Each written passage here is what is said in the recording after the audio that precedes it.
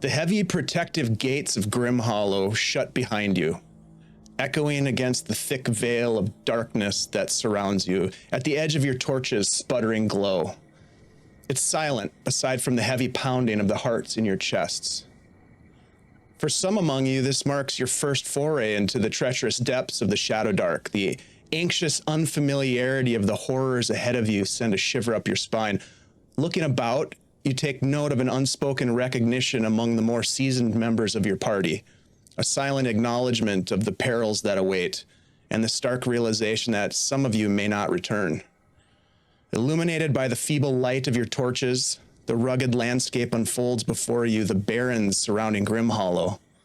Long devoid of timber, fruit, or game, gnarled scrub brush growing in clumps, emerging from dried cracks in the hard earth, which itself thrums with a sense of unease as if warning you to turn back. Yet you're not daunted, driven by a desperate purpose more powerful than fear, at least for the moment.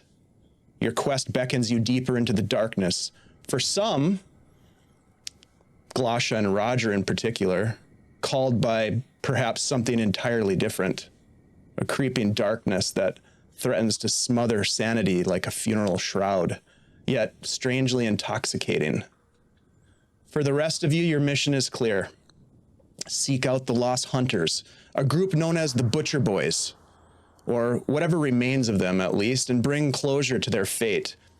And if not that, plunder their gear and recover the bounty of goblin heads that will earn you favor with Burgomaster Velra and some much-needed coin.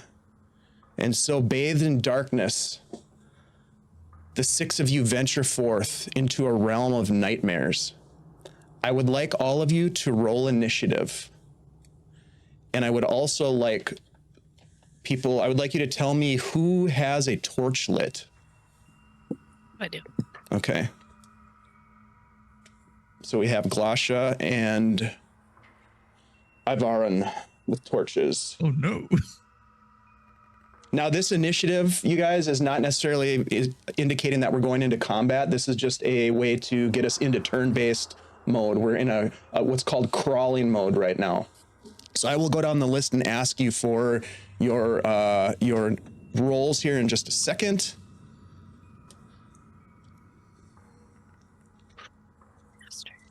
All right. 25 to 20 for initiative. I rolled a 20. Okay, so we've got 20 Astrid. All right. 15 to 20. I got 15. 15 for Roger and a 14 for Heath. Yep. Okay. 14 for Glosha, too. Okay, 14 for Glosha. 5 to 10. 7 for Erdan. Okay. 7 for myself as well. Hey, wizard We're in bros. sync. Varon. You know, party like a wizard party. Yeah. Wizards are hand in hand. That's it. Okay. All right. Right, So let's go. Astrid, at the top of the order, you look around, you see your companions standing there. You know essentially what your mission is, and you have with these more seasoned individuals that are with you a destination in mind. You are presumably heading out to the last known location of a group called the Butcher Boys. There were a set of tracks that were found in the carved into the dried earth. Shortly or nearby those tracks, I should say, were a pile of decapitated goblins with blood kind of soaking into the dried, crusty earth, and that's presumably where you're heading. So as I go through the first round here, I'm kind of looking to see what you might be doing with your character in terms of trying to figure out where we're going or how to get there, that kind of thing, or any other preparations that you might want to take as a adventurer. Oh.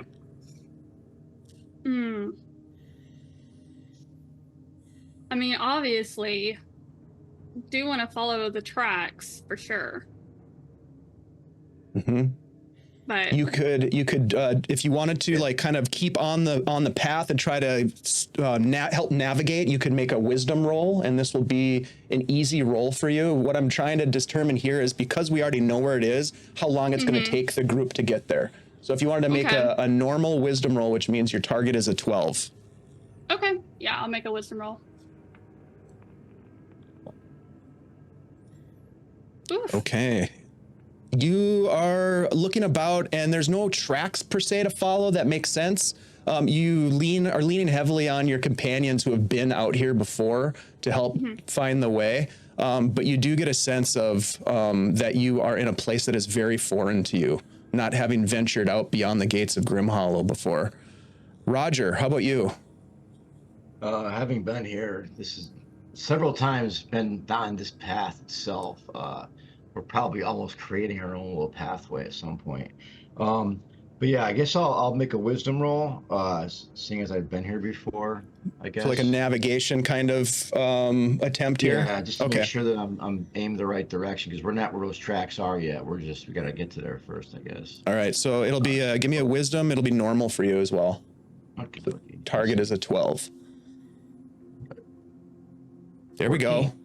All right, so you've got a success and a failure so far. Roger, you have a nose for this kind of thing. You've been out beyond the gates of Grimhollow a number of times now, and you have a sense that you know where you're headed. So you take off, although taking care to stay within the glow of the 2 torches that are currently burning for this journey. Let's go to Heath next.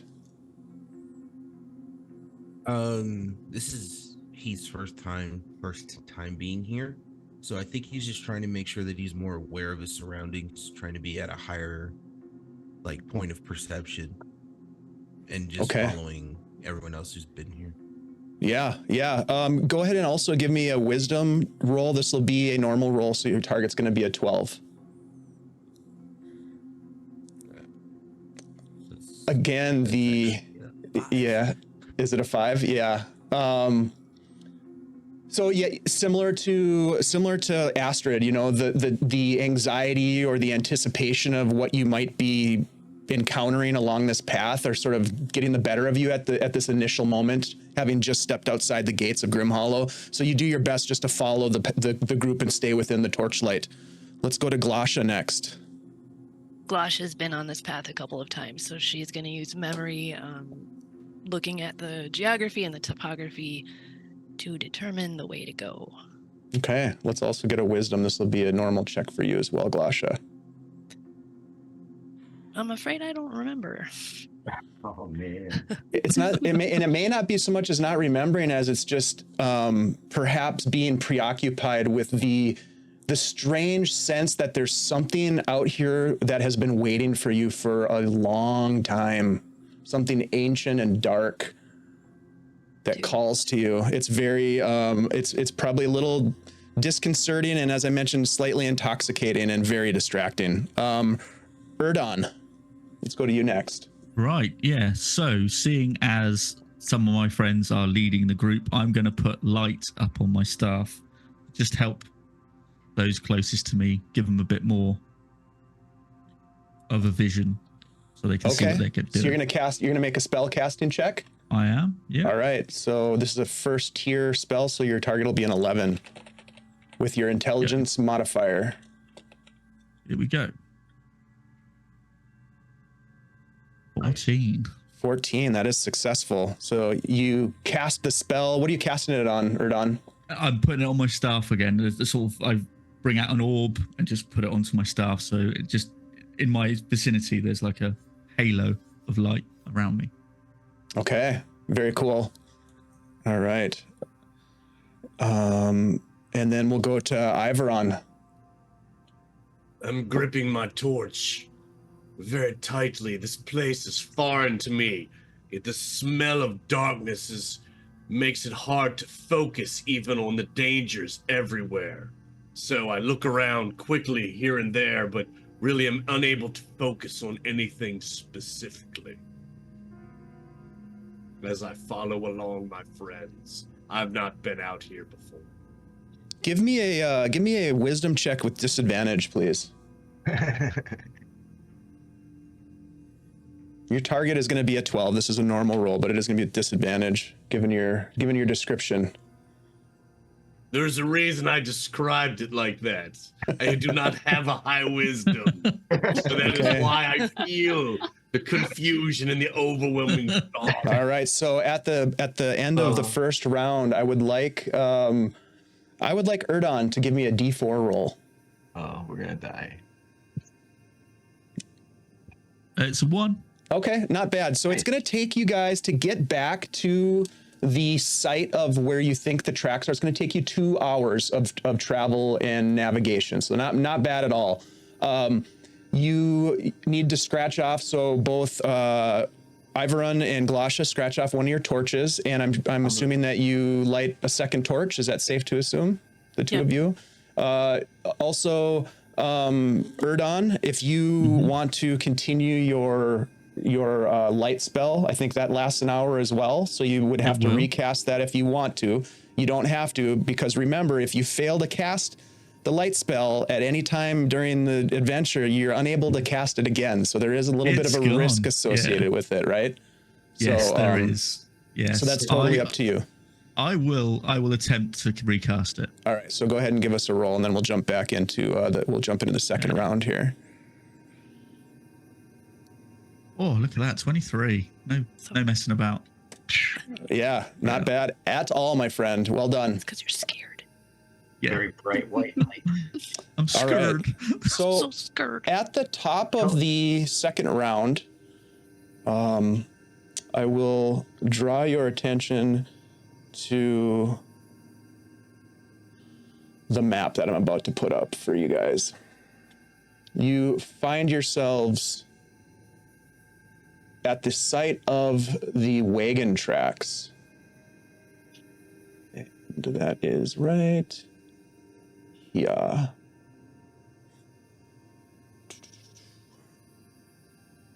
So we'll kind of zoom in, and I think I can reorient you here. Sync view. There we go. So Glasha and Ivaron have the torches. And let's go ahead and bring that up on the screen here. Okay. So you can see in the dim light of your torches that there are indeed some wagon tracks that run through this dried, cracked earth, kind of scraping their way like claws dragged against a chalkboard. There is also, to draw your attention to, a fairly soaked in, partially dried pool of blood just off from where the tracks are. But interestingly enough, for Glasha and Roger and Erdon, the corpses of the goblins are nowhere to be found. So let's go to the top of round 2 here.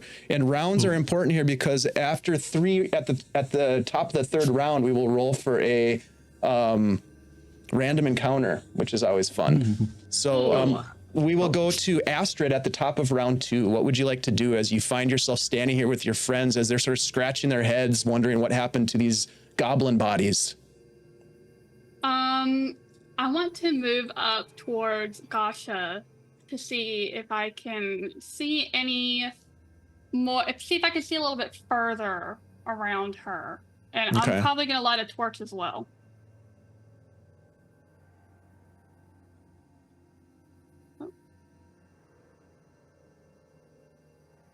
Well, we came from that direction, so. Oh, we did come from that direction. Oh, okay, so we're going down to go further. Okay. Yep. And you're lighting a torch as well, did you say? Yes. Okay, so let me give you a torch here. Torches are good. There you go, Astrid. You've got a torch. I can help you move the torch around with your token. Where do you want to go? You can basically move. Just think of it like there's close, which is like I can reach out and touch you. Near is sort of like within roughly 30 feet, which is also happens to be the distance that a torch generally extends. And then beyond that is far. What's interesting here and I should have mentioned this before, is that, you know, like when you're in a dark room and you have a flashlight or a candle, it's sort of like this bright light at the torch or the candle. And then as you sort of get to a certain point, it just sort of like grades into darkness. There's like a nice sort of like soft transition. Here in the Shadowdark, there is very much a wall of darkness. It goes from visibility to complete and utter darkness. So it's kind of a different sort of role that these torches play in this game. But yes, where would you like to go? What would you like to do? You use your action to light a torch, so that's your action. But you can always say epic shit and move. Yeah, I want to move kind of like over here where it looks like this brush is. Okay. And do I see anything? I would say you move over there and you walk over the top of the tracks, which are just to your kind of northeast here. You see this pool of blood, and at the edge of your firelight, you can see that there's some sort of a large skull laying underneath some brush in this tree over here it looks like some sort of beast, but hard to tell from where you are. So we'll go to Roger next. Roger's gonna walk over to where Astrid is. He's gonna see that skull, and he's like, well, until I get close, I can't tell if it's something that got eaten or just died naturally to the Shadowdark. And he looks down at Astrid, because Astrid's what? She's a little halfling, right? Yeah. I just look at her with like all seriousness in my eyes, and I say, don't walk off too far. You are the only person here that can bring us back if we fall. If you fall, we all run. Stay behind me or with Glasha, and try not to get hurt. Duly noted. Callous about it, but you are our only way of surviving out here. So precious member of the team, no doubt. Good advice from Roger. Let's move to Heath. Yeah, so kind of noticing that everyone's kind of pairing up, Heath is going to move closer to Avarin because they have a torch. Mm-hmm. And he doesn't say anything, but like he just approaches you with mace in hand. And he's just heavily breathing. He's just preparing, stealing themselves, perhaps. Give me a charisma check, and we'll make this a normal check for you. You are a half-orc fighter, yes? Yes. Yep. Brave, under pressure, a warrior who has faced many challenges. And what did you get? A 10. A 10? Okay, well, it's charisma. With that, you do feel this sense of dread, like it is affecting you. You've not felt like this before. It's almost like your internal intuition is telling you that there is something terribly dangerous ahead. If I'm pretty sure Avarin is looking at Heath now, you can see that his eyes are like bug-eyed bug, and he's still in the breathing just intensifies. When your half-orc is that terrified, you should take note. Awesome. Let's go to Glasha next. Glasha is taking a note at the other half-orc worshiper of Romlot looking scared. Disgust. A little disgust, yes.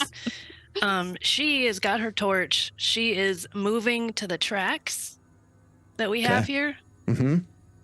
And is going to try to determine if they were speeding up, being attacked and running away, or if they were just moving towards a location. So looking at maybe the spread of the footprints that are within the carts, how deep the cart is, if it's, all that stuff.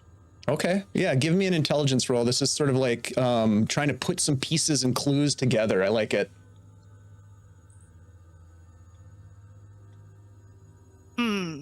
Yeah, it would have been a normal roll for you. That seems like a natural one, huh? That does seem like a natural one. Yeah. You, luckily it's not a high tension sort of moment, but you look down, and as you are examining the tracks, I need you to roll a d6. 1 through 3 is bad. 4, 5, 6 is worse. Okay.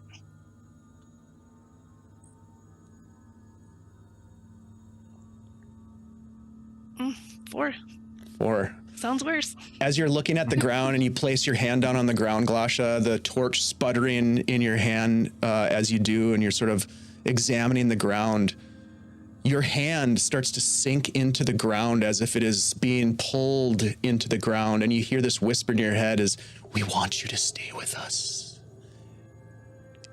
In that moment of hearing this, nobody else is noticing this, by the way. In this moment of hearing this, you drop the torch, and it lands in one of the pools of blood and goes out.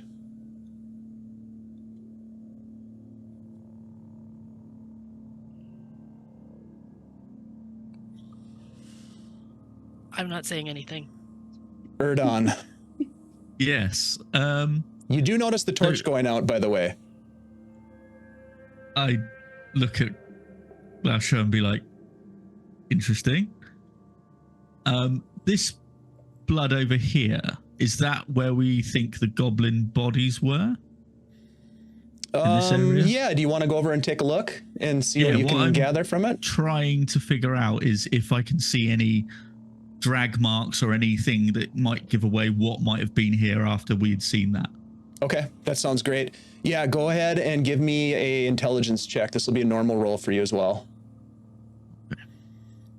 And if you ever have a roll that you're making and you have something in your background that you think you could leverage maybe to make the roll difficulty different, don't hesitate to mention it if it seems reasonable. We'll definitely entertain it. Ooh, dang, Shiv. 22. Nice. Damn. Yeah. What do my elf eyes see? Yeah, a couple of things. So as you stroll by, you first, like I said, take note that Glosha's torch goes out as she drops it. You look down and you see she's just almost mesmerized looking at the ground, and she's got her hand on the surface of the earth, just sort of like focused on the ground or looking at something intently, whatever. You're all investigating things. So you walk past.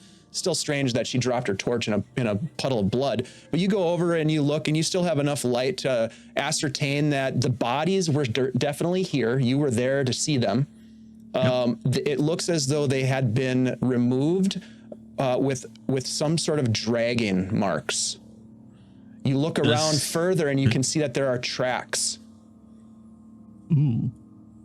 Which way do they go? Can I with that tracks, 22 I can see? Yeah, that's a big roll. So those tracks lead along the cart path as if following the trail to the southeast on the map. Okay. I'll call it out to the group. I'll be like, the bodies went that way.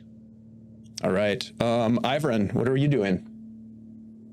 Ivran, who is not comforted by the half-orc warrior that just walked up to him breathing heavy and looks scared, looks over at the other half-orc that's looking at something on the ground and just walks right by Heath to check out what Gosh is doing, because I don't feel as safe with this half-orc near me. Terrified that he might half-orc. just hit me and run off into the darkness or something.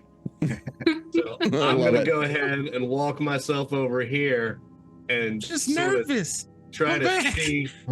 'Cause you said she just staring down. I want to see what that is. Yeah, Or you at look least, down. No focus. roll needed. No roll needed on this. Ivran, you look down and Glosha seems perplexed, mesmerized, entranced maybe, with her hand just on the dirt. And the torch, you look down at her torch and it's ruined. It's covered in wet blood. She dropped it right into a blood puddle. But she's just kind of there looking intently, staring at the ground. It seems really strange. We find ourselves at the top of the third round. I'm going to go ahead and make a roll to see if we have a random encounter. So D6 roll, and we will say on a 1, we will have a random encounter. Ooh, that was close. 5. Right, so no random encounter. So top of the third round. I'll set the stage here. You have communicated with each other. So before we start with Astrid, you know that the bodies have been dragged away. They're gone. One of your party has dropped their torch. One of your party, another half-orc, seems terrified of what's happening here. You can tell that the tracks that Erdon has pointed out and the wagon trail head to the southeast. We'll go to the top of the round with Astrid. What would you like to do, Astrid?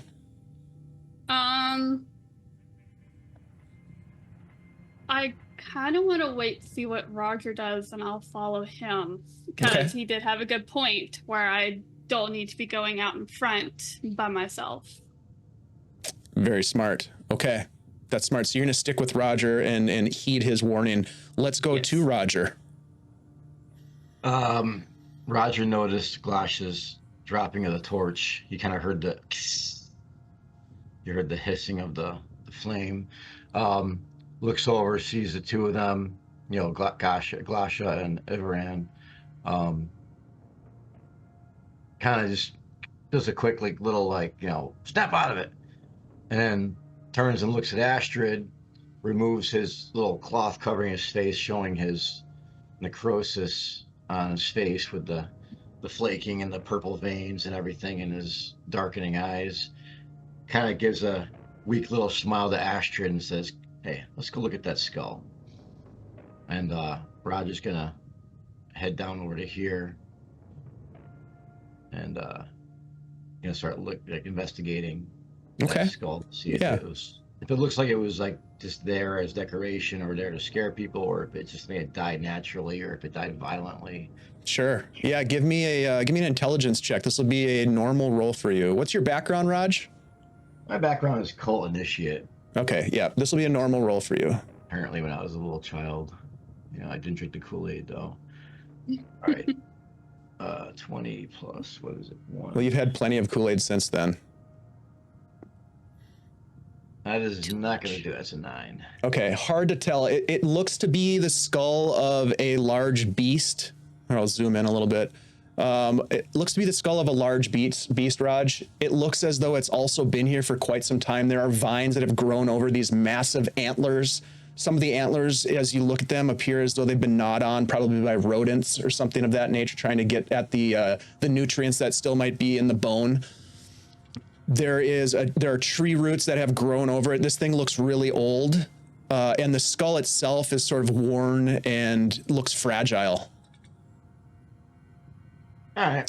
Yeah, I just think to myself, this will look good in Belch's penthouse underneath the bar. It definitely would. Heath, what would you like to do as you're trembling off by yourself? Trembling. It's cold. It's just cold. It's just cold. Don't worry about it. I guess just not wanting to be over here by themselves, he'll just kind of position himself in between right here. Okay. Back real close to Averon. That breathing still going. Oh my God, this is so good. He looks over and he's like, "Why did you leave?" Don't leave me, man. Avron, I think he likes you.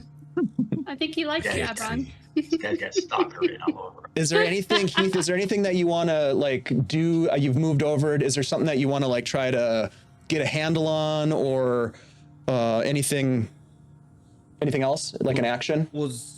So I guess with the direction that we noticed where the bodies were going, which is where Roger's heading, right? That's the pointing.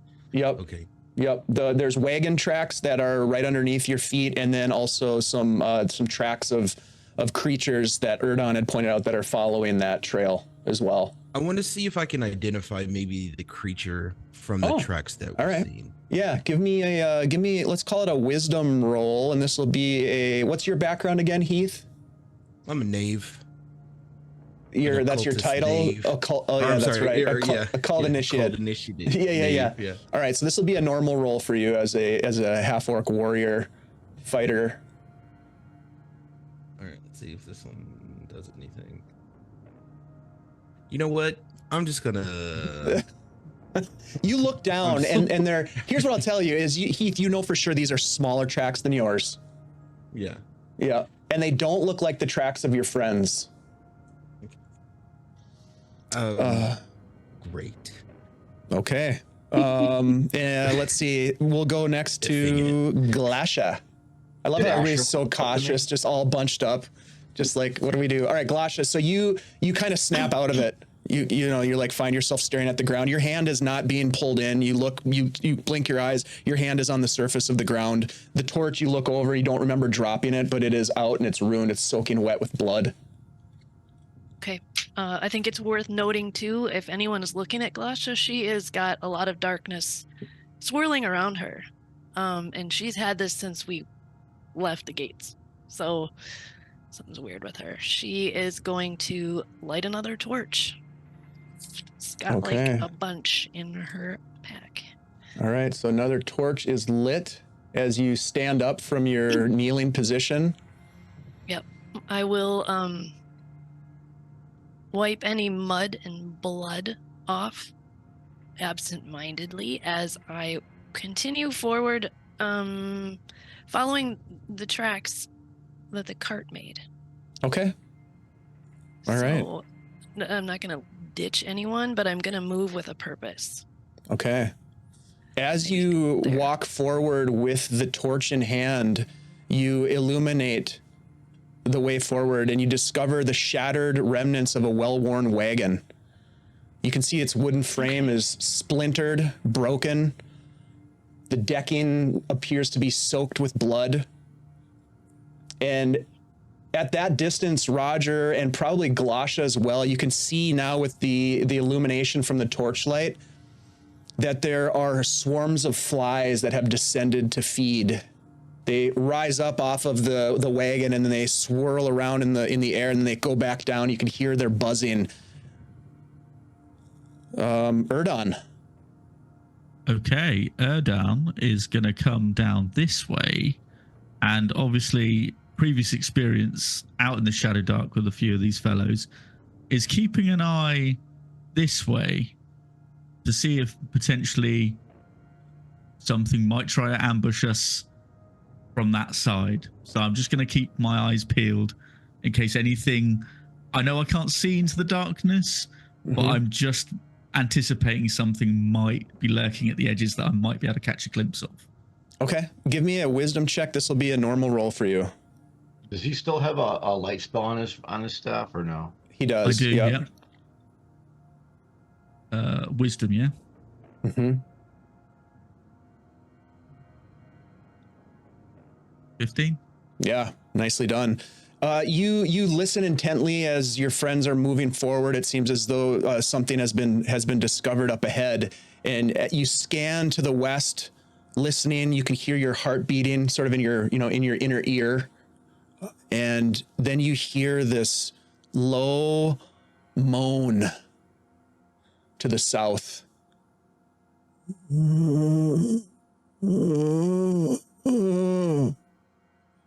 It's almost like you didn't hear it. Was it something you just imagined? Was it your stomach grumbling? But no, it came from the south, somewhere down beyond where Roger now stands examining this skull. We'll go to Ivorin next. Was he the only one that heard that, or did we all? Yes, he's the only one that heard it. Okay. Well, I can sort of see the cart over there, I assume. Yes, yeah, the cart is illuminated by by Glasha's torch. I'm gonna tap Heath and kind of point that direction and then start going over there to investigate. Okay. So, how far can I get towards it? Yeah, you can get to the cart. Absolutely. Okay, go to the cart. And you're bringing your torch with you? I am. I'm trying to. Okay. Oh, yeah. Okay. Let's see. All right. So as you move forward, you see up ahead that there is a body resting against a rock covered in blood. And now you hear as well this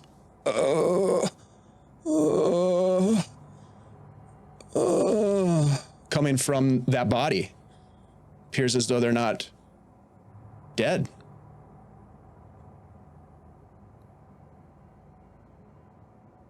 Looks like we have somebody hurt out here, friends. All right, so be wary indeed. Top of the fourth round. Astrid. Did Astrid want to move the last round because she was waiting for me to do something, or no? Yeah, would you have moved with him, Astrid? When he moved? Yeah, I would have. Yeah, I would've. all right, cool. Yeah, so I just didn't want her to get behind because Yeah. All right, so Astrid, what would you like to do? And he said that. Did we all hear the moaning, or was it just? You can all hear it now. Now you can all hear it as you've gotten closer. Yep. Okay. The flickering, it almost seems as though the flickering of your torchlight has alerted this person that there might be help or something of that nature, because at first you didn't hear it, but now that this person is illuminated, you can definitely hear them moaning. So I really want to go over there and help, but if I fail, I won't be able to use my cure wounds.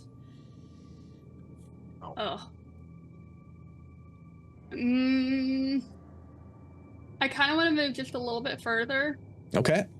To see if I can, get like a gander of just how serious he is, to see if I do want to cast my spell or not. Okay, give me an intelligence roll. It's going to be hard from that distance, so a 15 is your target on this one. Oh, geez. Okay. Just because he makes noise doesn't mean he's alive. Nope. Yeah, it's hard to tell from where you are. What you can tell is that this is the scene of some sort of grisly attack. The cart that you're standing next to, the ground below your feet is soaked with blood. There is definitely signs of some sort of a struggle that occurred here, but it's difficult to tell what's going on and how grievous the injuries are of that individual to the south. Roger. Or Astrid, do you want to say anything? You can always say something if you want to during your turn. I kind of look back at Roger and Avarian and basically tell them that it looks like something really bad happened here, and it looks like somebody is over there in serious condition, but I can't tell. Okay. Roger. Oh boy. All right, Roger's going to move up past Ivaran and Astrid. He's gonna put a reassuring hand on Astrid's shoulder as he walks by, and he's gonna step up over to here. You see, as you look down, this man, and his eyes are closed as he's just sort of, you can just kind of see movement. It looks as though his shallow breath rising his chest as he sucks air in. I'm actually going to take my sword out, and I'm going to take the sword. I'm going to lean forward a bit and rest the tip of the sword against the person's chest, and I'm just going to say, "Are you alive, or just pretending to be?" As you rest the blade on his chest, he just says, "They took them, the goblins. They took them." And you can see with so much pain and effort, he raises his hand and points to the southeast. They took them. I just, at that point, I really can't do much of anything else. I've moved. My action is kind of like drawing my sword and putting it down. But I'm just gonna kind of be like, "He's alive. Maybe we could stabilize him," and that's my turn. Okay. As you say that, I saw them, the faces in the dark, twisted, contorted. You look down and his hand is like grasping into the earth as if he's like grabbing the dirt. As you can tell, he's in a lot of pain. The faces, they spoke to me, calling to me yet, ever incessant. All right, Yeah. Heath. You get used to it. We're just gonna go and ease on down the road here to where everyone's at. He's on down the road. Just after hearing, the moans and what have you. Mm-hmm. Also wanting to stay within the light. Just shouting out to Roger. Is this going to be a problem? No. Okay.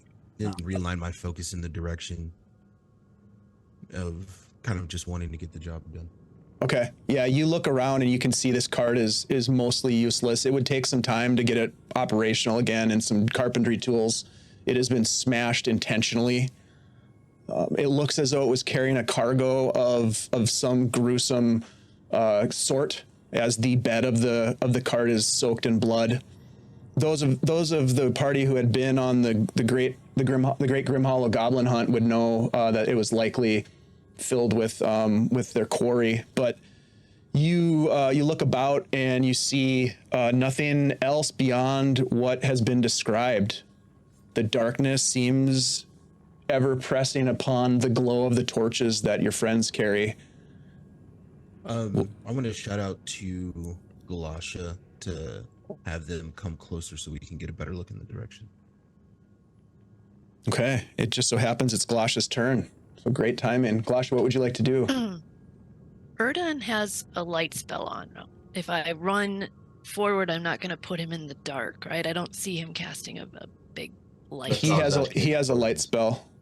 Yep. Okay. Then Galasha will run up past Heath to the edge here with Okay. a torch and start looking for these tracks. Okay. Give me a wisdom roll. This will be a easy roll for you. So target is a 9.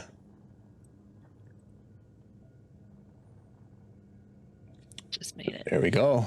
You see tracks on the ground all over the place, as though there were a lot of individuals potentially that have been here or were here. Hard to say exactly how old the tracks are, but without any sort of question, no doubt in your mind whatsoever, you see a massive blood smear across the ground.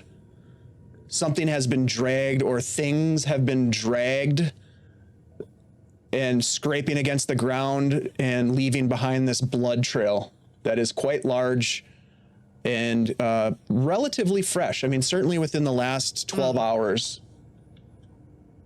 Galasha will then turn around and shout to Erdan, "Pick up your robe and get up here." Well, as it would have it, as fate would have it, it is Erdan's turn. So Erdan, what would you like to do? I will join the rest of my group getting towards where Heath is here. But I Okay. will say to the group, this feels like a trap. Leaving a body out. Just be wary, everybody. Eyes up. Pretty astute of our elven wizard. Right. Ivran, what would you like to do? I will also travel down with Galasha Okay. over here with my torch. I mean, people looking at the car and it looks all beat up. Yep. It doesn't look like anything interesting, so I'm gonna go with her. All right. Maybe a little farther. I'm curious. What are you curious about in particular? That, I mean, that's why we're here, right? I mean, I don't know. I mean, we see the tracks in the blood. I'm gonna check out. I'm, just going towards the blood. Just take a look at it. Okay, sure. Give me an intelligence roll. This will be we'll call it a normal roll, target 12. Okay.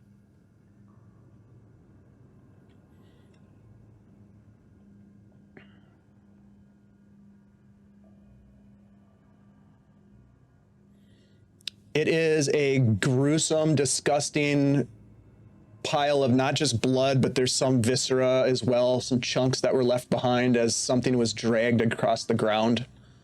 The only other thing that I'll tell you is with that roll is that the terrain appears to be changing to the east. It looks rocky. There's some large cracks and bouldery type slabs of rock to the east direction. And as we hit the top of the 5th round, you find yourselves investigating the remains of what is likely the Butcher Boy's cart. Certainly, Erdan and Roger and Galasha had seen this cart before at the onset of the Great Grimhollow Goblin Hunt, only a day prior.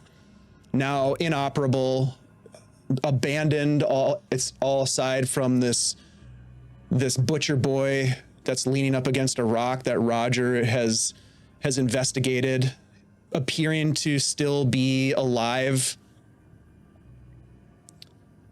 Roger, as you draw your sword back from their chest and talk to your friends, you catch a moment of violent movement as you turn back to this individual and you see them shaking.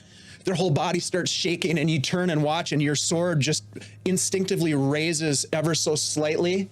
I need everybody to make a wisdom roll. This is going to be a hard roll, so go ahead and roll wisdom, and then I'll go down the line of the initiative order to ask you for your result. And we'll start with Astrid once you have your roll. Oh, great. So the target is a 15.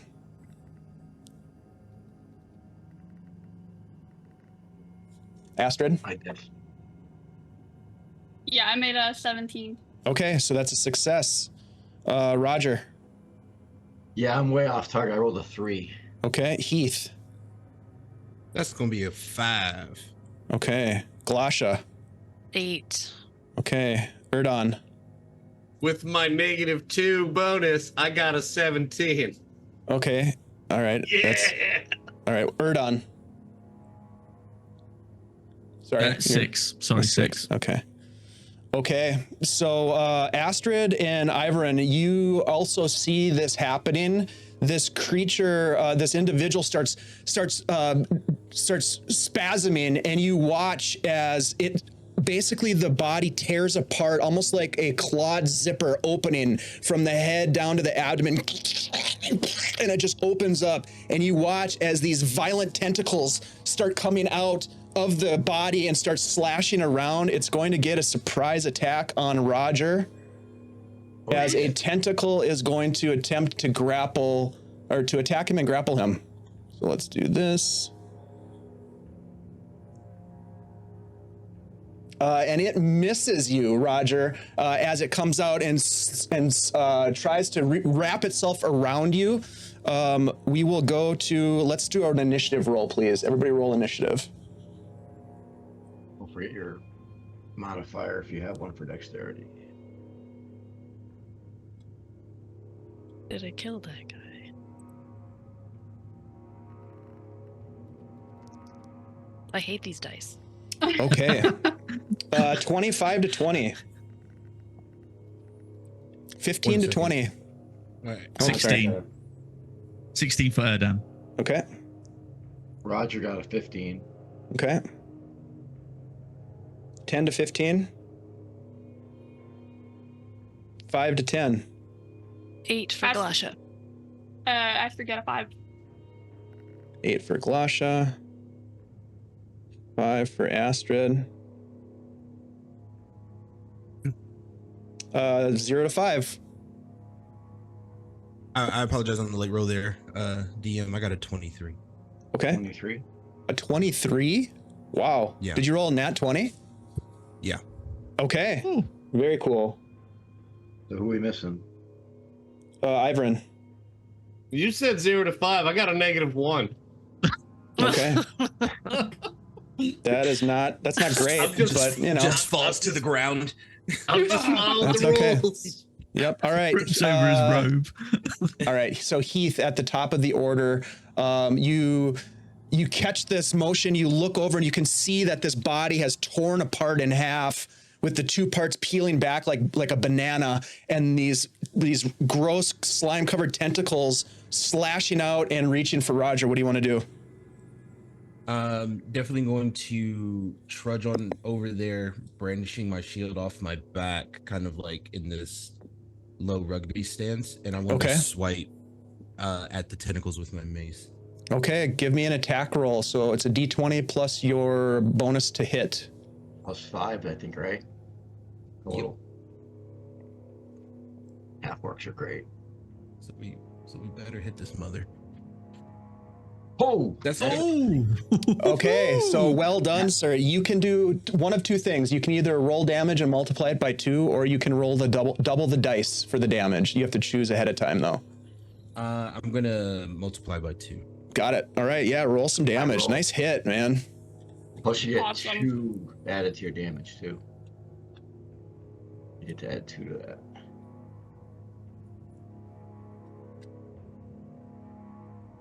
Three. So 6 plus 2 is 8. Yeah. Wait, no. That's just D6 plus 2, so it's 5 times 2, so 10 points of damage.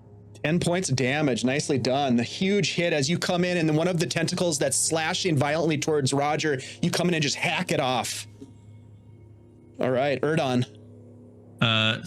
Seeing all this, I'm going to come to the edge of the cart using its cover over the top. Magic missile Okay. on the tentacle. Give us a beastie. casting roll, please. Your Okay, target's I going to get be an 11. Perfect. I get to do this with advantage.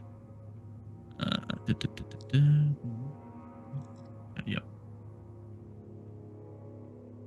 Here we go. 21. That hits, my friend. It's I mean, a good roll, that's a brother. successful cast. Go ahead and roll some damage. Okay. Erdon's dice are hot tonight. 1d4, I think it is, for the damage. 4 points. Wow. Okay. Yeah. Hot Comes dice. over. Boom, boom, boom, boom. Yeah, right. Very nice round. Roger, that's to you. Seeing as I have my sword in my hand, I will take a swing at the at this horror, this monstrosity that suddenly appeared in front of me. D20 plus 2. Let's see if I have the same luck that Erdon has. What's the total? 14. That hits. Roll damage. Nice. Okay. Here we go. D8. Come on, baby. No bonuses, unfortunately. 7. Wow. Ooh, damn. Okay, yeah. You hack at another one of the tentacles that's whipping around like a bullwhip, and you hack into it with your sword. Doesn't sever it off, but your sword is stuck. You pull your sword back out and ready yourself for another attack as this gout of some sort of strange ichor splashes across the ground next to the flopping tentacle that was cut off by Heath. I just say a silent prayer to Saint Aragnes. All right. As you're praying, we'll move to Glasha. Glasha was staring at this blood here, trying to figure out where to go as she hears the wet, juicy, slappy noises. So she is going to move down to here. And Okay. with her great axe out, bringing her torch. Okay. So you have And an axe in one hand and torch in the other hand. Yep. Okay. Come on, Tess. So I will take a swing. Yeah, I got Tess. 17. That hits. Wow. Okay, so Nice job, you guys. plus Everybody who is going to watch this recording or this live stream is going to think, oh, yeah, these guys are kicking ass. And then they don't know all of the times in the past where you guys have rolled like shit. Yeah. don't remind them. But that's good. That's a good way to recruit people. Don't worry. 5. You won't die in the first session. 5 points of damage. Nicely done. You come in with Tess. You got your torch in one hand. You swing Tess around, come down, and you lop off one of the tentacles. Nicely done. Right.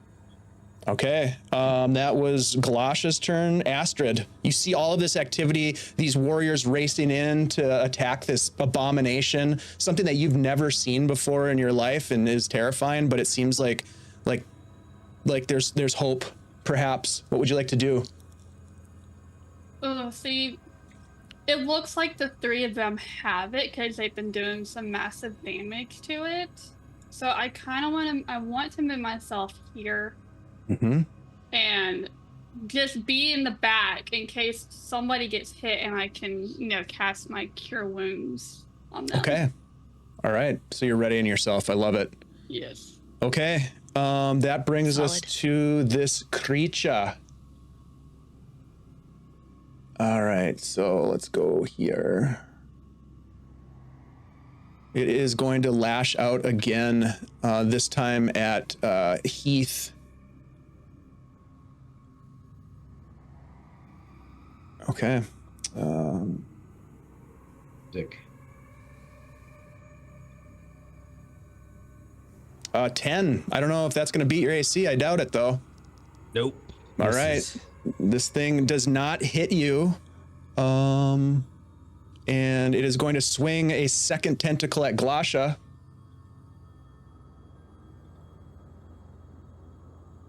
Ooh, a 21 I think is going to hit Glasha. Yes? It does, yeah. All right, so you're going to take...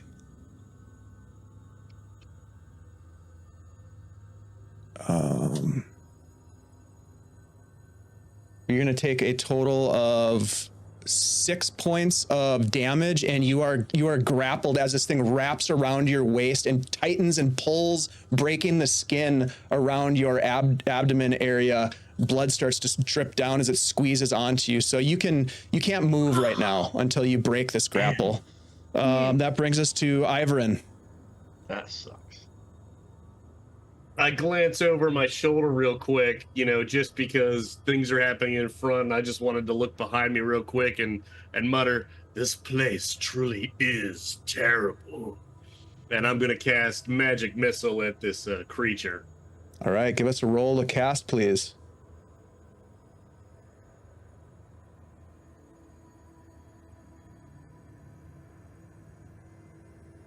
Oh, look at that. Nicely done. Go ahead and roll damage as you successfully cast your spell. Hell yeah, guys. You guys are rolling like rock stars tonight. Yeah, I'm worried about Glasha. Total damage? Just 1. 1 point of damage. All right. Okay. That brings us to the top of the 6th round. Heath. I'm gonna attack the tentacle that's got Glasha grappled. All right. Okay. Give us an attack roll, sir. 11. 11. Does it hits but kind of glances off of the tentacle and doesn't do any damage as you're trying to not hit it so hard or so precisely maybe that you hit your companion. So it hits, right. but it doesn't create any damage. Yep, So exactly. No It kind of like glances off, basically, caught by the thick hide of whatever this is, this tentacle. All right, Erdon. Seeing as there's like a scrum of people round there, not quite sure I can get a clear shot. I'm going to take this opportunity to cast Mage Armor on myself. Okay, give us a casting roll, please. 11 is your target. Just in case. Uh-oh. Ah, it never works. Uh-oh.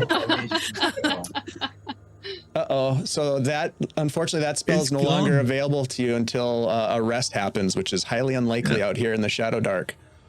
Okay, so that was Erdon. Twice that's happened to me. Do you want to move, or are you going to stay hunkered down behind this wagon? I'm going to stay in the cover of the wagon. I think that's a good spot for this elf boy. Okay. All right. We'll go to Roger then. I'm going to. Oh man, this thing has got Glasha. I'm just gonna keep trying to kill this thing without going near her. And I'm assuming that that's easy enough to do, to strike at it. I'm not striking at the tentacle that's on Glasha. So I'm going to roll to hit. What's all those dice? Oh, okay, never mind. All right, so let's try this. 14 to hit. That'll hit. Okay, damage. Another 7. Wow. 7 points of damage. Very nice. Yeah, you're hacking at this other tentacle. It doesn't sever it, but it certainly makes a massive hit on it. Glasha, you are currently grappled. You can try to break it with a hard strength check if you want to get out of it. Yep, I will be doing that. And since I have grit, I'll be rolling at advantage. I love it. Yeah. Despite the abdominal blood spray that we're probably seeing. Mm-hmm. Lots of blood spray. Let's give it a shot here. I think I did it. You said a hard check? Yeah, 15 was the target. Yeah, I got it. All right, so yeah, you nice. break the grapple and shrug off this tentacle as it's still lashing towards you. You look down, you can see where it was wrapped around you, around your abdomen, is a laceration that goes all the way around. Yeah, feels terrible. Yeah, it's not good. Do you want to move at all? Or are you gonna stay engaged? Ugh. Let's see. That was my action to get out of that Yes. grapple. Yep. Bastard. I think I'm going to. This goes against everything, but I am really, really hurt and spraying a lot of blood. So I'm going to back up to Astrid. Okay. And I'm going to say, help me. Medic. All right. That is. It is now their turn. Okay. Let's see. 1, 2. Roger, give me a D4 roll. 1, 2, it's going to attack you. 3, 4, it's going to attack Heath with this first attack. 2. Okay, it's going to attack you.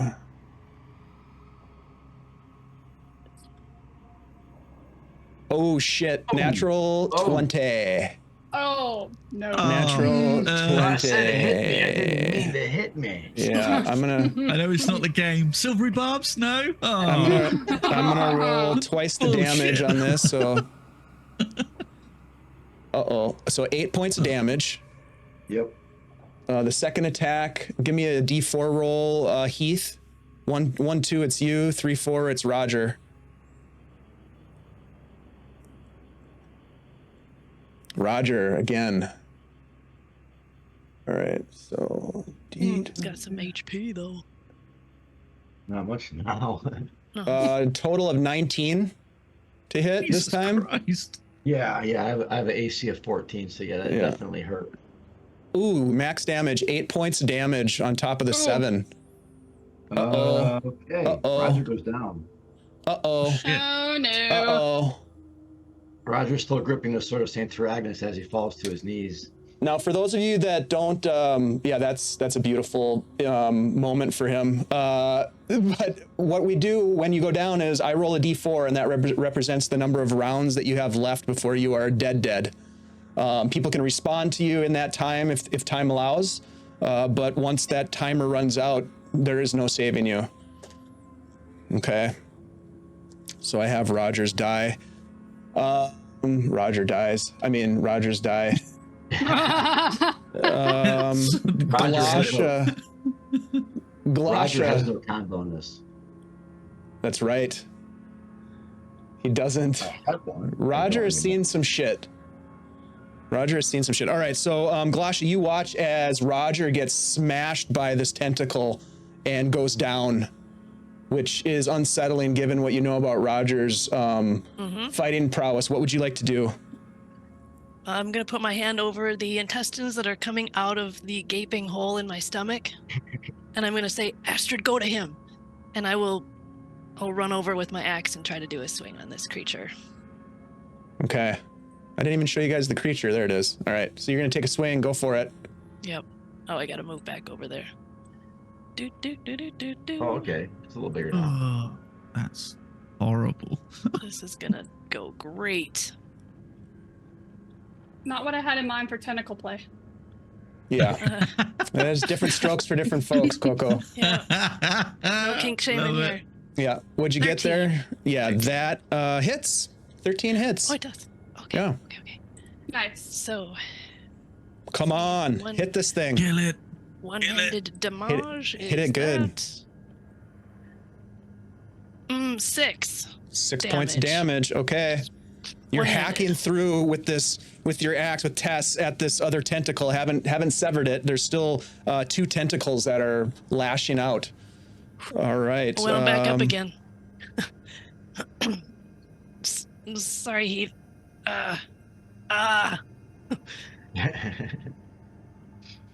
All right. Who just went? I did. Glasha. Glasha? All right. Astrid's turn. Yeah, I'm going to move over to Roger on the far side as far as I can get. Okay. Taking your torch with you, I'm assuming. Yep. There you go. Okay. And I'm going to cast Cure Wounds on him. Okay, this is a big roll here. So you're going to roll and add your intelligence modifier. The target is an 11. Can I give her my And remember, as you roll this, if you roll lower than an 11, this spell is no longer available to you. until you take Can a I give rest. my luck point for advantage? Yeah, because I don't have a modifier for intelligence. Wait, what class are you again? Oh, it's I'm a wisdom. priest. Oh yeah, It's sorry, wisdom. it's wisdom for you. My bad, Okay, it's I was wisdom. gonna say, that's a that's lot much better. better. That's much better. Yeah. Okay, so So can I give her my advantage? You don't need to yet until the roll's made. Oh, that's right. I forgot. Yeah, you have to declare it after. got a 13.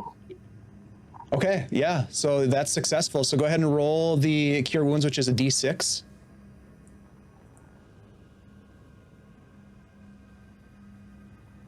I got a 2. All right. Well, He's up. Roger's up. I can put the D4 back and it's stable. All right, good job. That was key, Astrid. Nicely done. All right, so let's see. I think after Astrid is this creature. It still has 2 tentacles available. And I see 3 targets within range. Give me a, Astrid, give me a D6 roll. 1, 2 is Roger, 3, 4 is you, and 5, 6 is Heath. Okay. Roger Oh. taking the Hey, brunt. Roger, these dice hate you. Wait, I Right. can't Knocked provoke down. it to gain its direction towards me. Like, Oh, don't worry. There's more attacks coming. Jesus. Oh, Don't yeah, worry, don't worry there's about more it. for you. There's more. Yeah. you wait your turn. Just sit tight. Oh Those mouths shit, don't get Raj. That's an 18. What's your armor class, Raj? Oh, my armor class is a 14, my friend. Oh god. Yeah, I think we're just down again. You need to Just get roll 1 a hit point and I'll be all right. yeah, 1. Shit. All right, so Roger gets up and goes down. Now Heath, you were provoking to try to Yeah. get it to. Okay, this one will be against you then. So an attack. The second attack will come your way. We'll see how he does here. It's only a 12. Miss. Yeah, it lashes out at you as you sort of taunt it as best you can, and you dip out of the way, but you look out of your corner of your eye and you see Roger go back down. That is its turn. Ivorin. This creature is evil and is tearing us apart. Let's see if we can give it a nap. And Physically I'm and gonna cast emotionally. sleep on it. Okay. Do you have to roll a d4 again for me or no? Yep.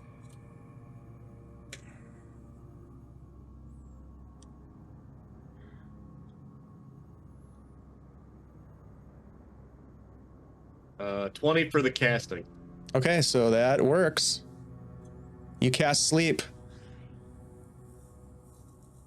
You weave a lulling spell that fills a near-sized cube extending from you. Living creatures in the area of effect fall into a deep sleep if they are level 2 or less. So, everybody here is level 2 or less. That would be inside that cube, right? So where is the Yeah, cube I mean- located, Ivrin? Well, I was trying to do it and back. I mean, it says near, so that's like within 30 feet. Mm-hmm. Within 30 feet of your position is the range. So, yep.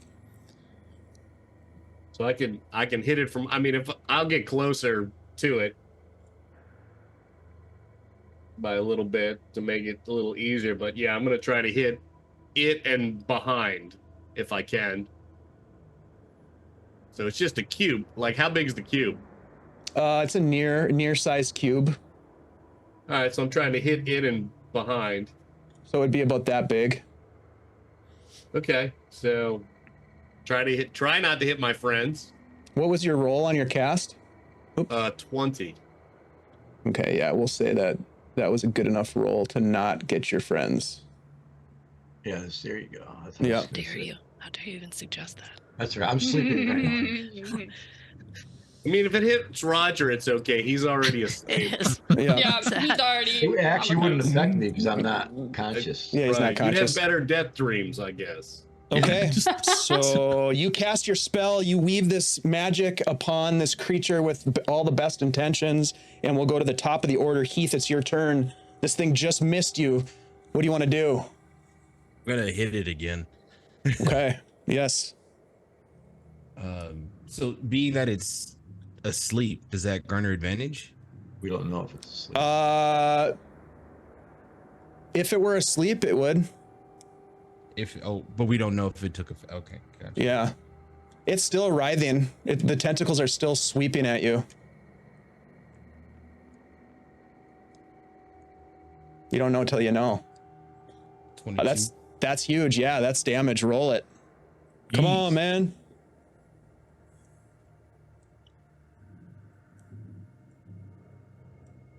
Another 5 points of damage. 5 points of damage. You hack off one of the remaining 2 tentacles. There's only one remaining that is still swinging about, reducing it to 1 attack per round, by the way. So here we go. Erdon. Okay, well, back to old reliable. Poke my head out again. Ooh. Ooh, nice.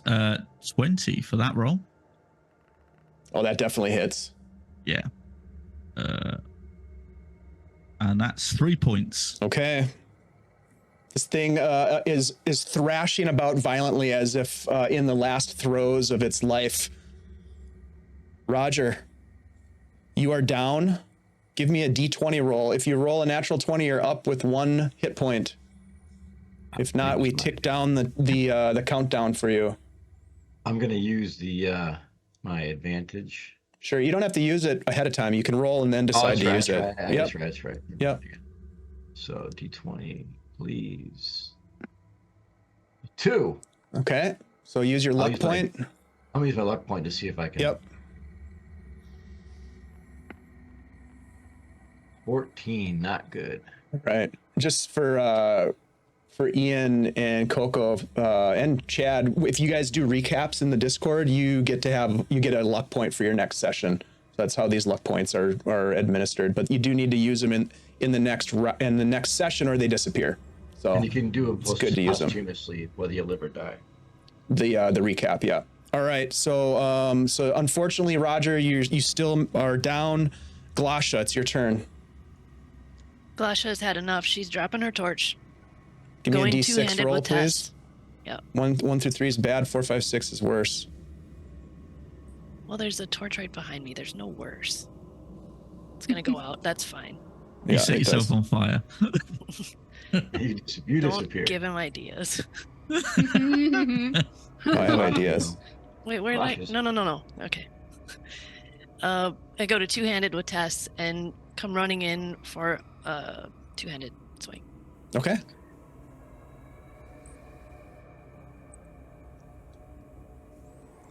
16. Mm. So that's gonna be. Oh, jeez. Okay, well it's 4 damage. 4 damage. All right. There's nothing to scoff at. Yeah. Okay. All right. Roll it Astrid. out. I'm gonna cure wounds on Roger again. Okay. My faithful little friend. Come on, Raj. Oh, please don't miss. Big Raj. 23. Yes. Nice. That is a successful cast. Go ahead and roll that d6 for some healing. 5. Yeah. 5. Awesome. All right, Roger, you gasped for breath again. The old up, down, up, down. Astrid, nicely done. They got the Fulfilling that Easter role sign in. as the priest. Very effectively. Nicely done. Okay, so this thing only has 1 tentacle that is still thrashing about. Let's see. Give me a d4 Glasha. Roger's 1, Astrid's 2, Heath is 3, and Glasha's 4. I'm just gonna play dead. Oh, Sorry, Roger. And Roger taking the I'm just gonna play dead. I'm just gonna stand on the brunt. ground until it's over. It's like that So video of the sorry. goalie who gets gets hit in the head they're with a just soccer ball. slap shot, slap shot. Oh, I thought I was thinking hockey. Slap shot, drop Well, into their the knees, thing getting would back actually up, miss drop into their movements. knees, getting back up. yeah. I Yeah. mean, The just thing play would be possum at this one. That's only an 11 though. I don't think an 11 is gonna hit Roger. No, that missed. I Yeah. hadn't quite rose to the occasion yet. Yeah, so exactly. I That's a beautiful thing. All right. can swing again. Erdon, as you are over behind the cart, you hear a Fuck. Fuck. Mm, as 2 arrows come from out of the darkness and fly past your head. One of them goes off into the darkness beyond you, and the other one sticks into the side of the cart. There's something else in the darkness. Let's move to Ivorin. I can't even find out. No. Yeah, Ivorin. Wrong side of the cart now. Yep. Oh boy. Get in. Kill this thing. Well, I'm gonna. I hear. Do I hear the arrows too? Give me a wisdom check. This will be hard. So target I don't- 15. I don't like wisdom checks, but thanks. Noted. It'll be fine. That was so close. Yeah. What'd you get? Close.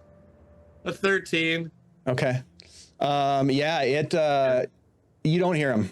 You're so Okay. focused on what's happening to, in this melee that it doesn't register with you. What would you like to do? I'm looking at this tentacled monster and die, beast. Die as I cast a magic missile on it. Okay. Give me a cast roll. You guys have been hacking away at this creature. Oh, Uh-oh. Roll. Uh-oh. That's not good. That doesn't look good. Nope. Okay. Yeah, your magic just does not seem to appear. It's gone. It's like you fail the cast and the sizzle ain't there. The fizzle and the sizzle ain't there this time. We'll go back to the top of the 8th round with Heath. And I curse. Shit! That's not good when you hear that in the background for the magic user. Right. That's too funny. Magic's not good for these types of beasts anyway, and it just hammers at it. Do it the old-fashioned way. Right. With these. I love it. Uh-oh. Talking all that shit. Uh-oh. And then Uh-oh. shit. whiff. The Then I swing and a got miss. kicked in my chest. Okay. Yeah. I mean, this last tentacle is flapping around so violently. You're like try to hit it and you miss, and you just kind of look and get ready for the next attack as you look over towards your companions. Erdon, from behind at the cart, this arrow sticking like just inches from your head in the side of this cart. You can tell that the shots fired came from this direction over here. Okay. What would you like to do? Oh, right. Do these arrows look slightly goblin-like by chance? I would say you've seen some goblin arrows from your previous outing. So I would say it does look goblinoid. Absolutely. Okay. I will scream out to my party, goblins, and then dive over the cart to the other side to take cover. Give me a dexterity roll. This is going to be, we'll call this a normal roll for you. Okay. You got a good dex. 13? Yeah, you needed a 12, so that's good. Thank God. You dive across, finding a little bit of cover on the other side of this thing. Yeah. All right. Roger.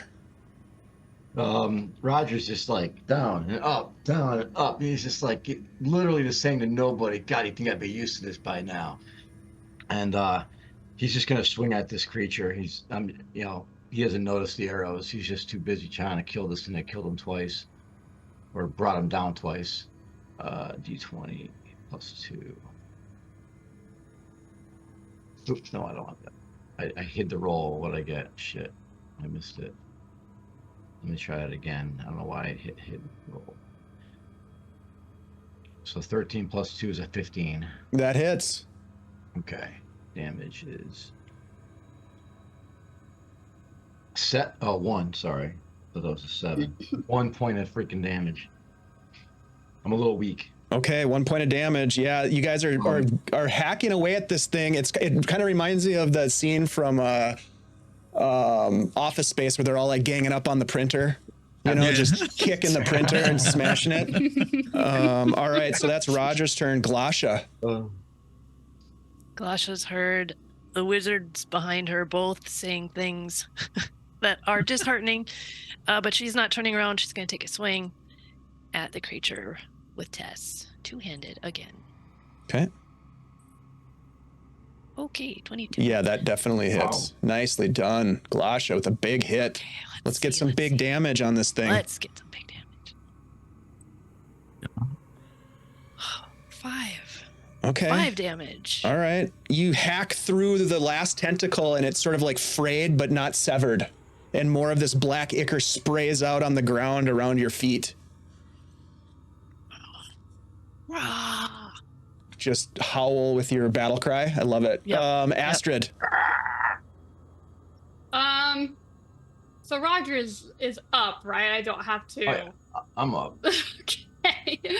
Don't touch me. For the moment. I am gonna move over to Glasha and get in position to where she can cure wounds on her because I know she's still hurt. Okay. All right. Are you going to try to cast that right now, or are you going to hold off? I'm gonna hold off. I'm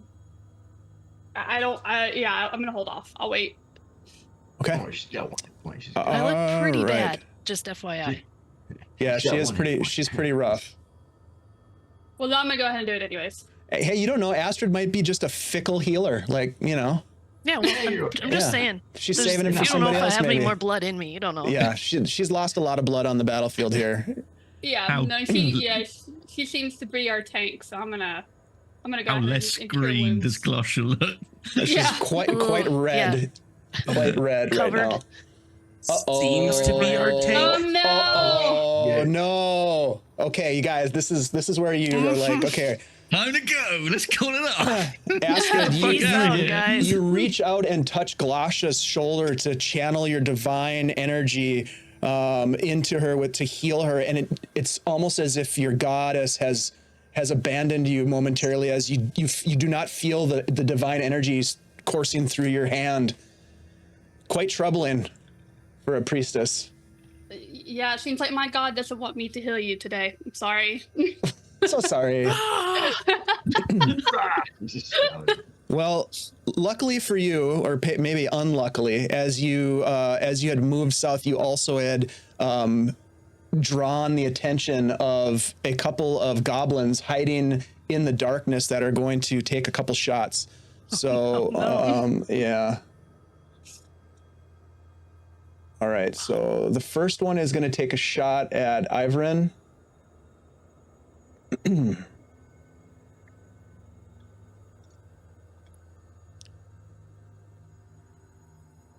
Okay. 17 at Ivrin. Okay. So that'll be Oh. 4 points of damage. Ivrin, give me a D6 roll. 1 through 3 is bad. 4, 5, 6 is worse.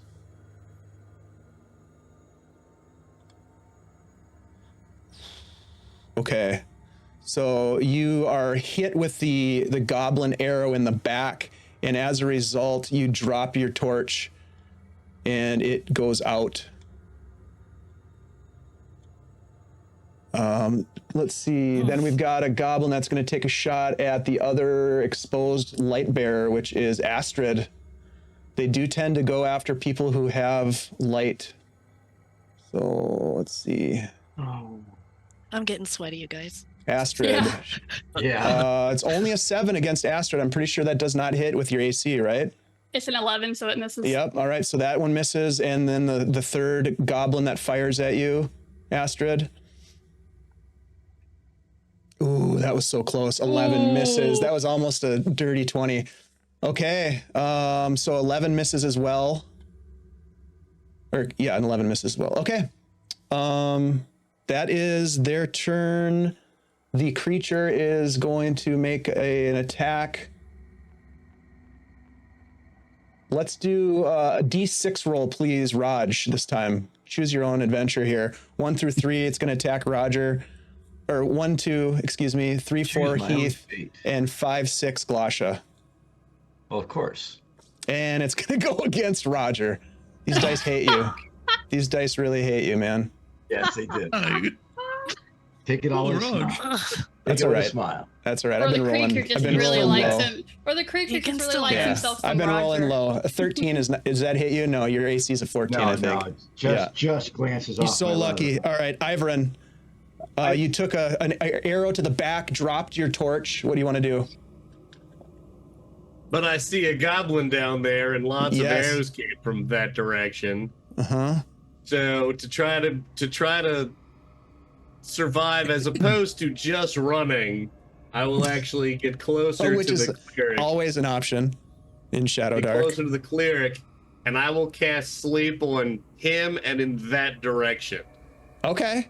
All right, Like- give us a sleep cast.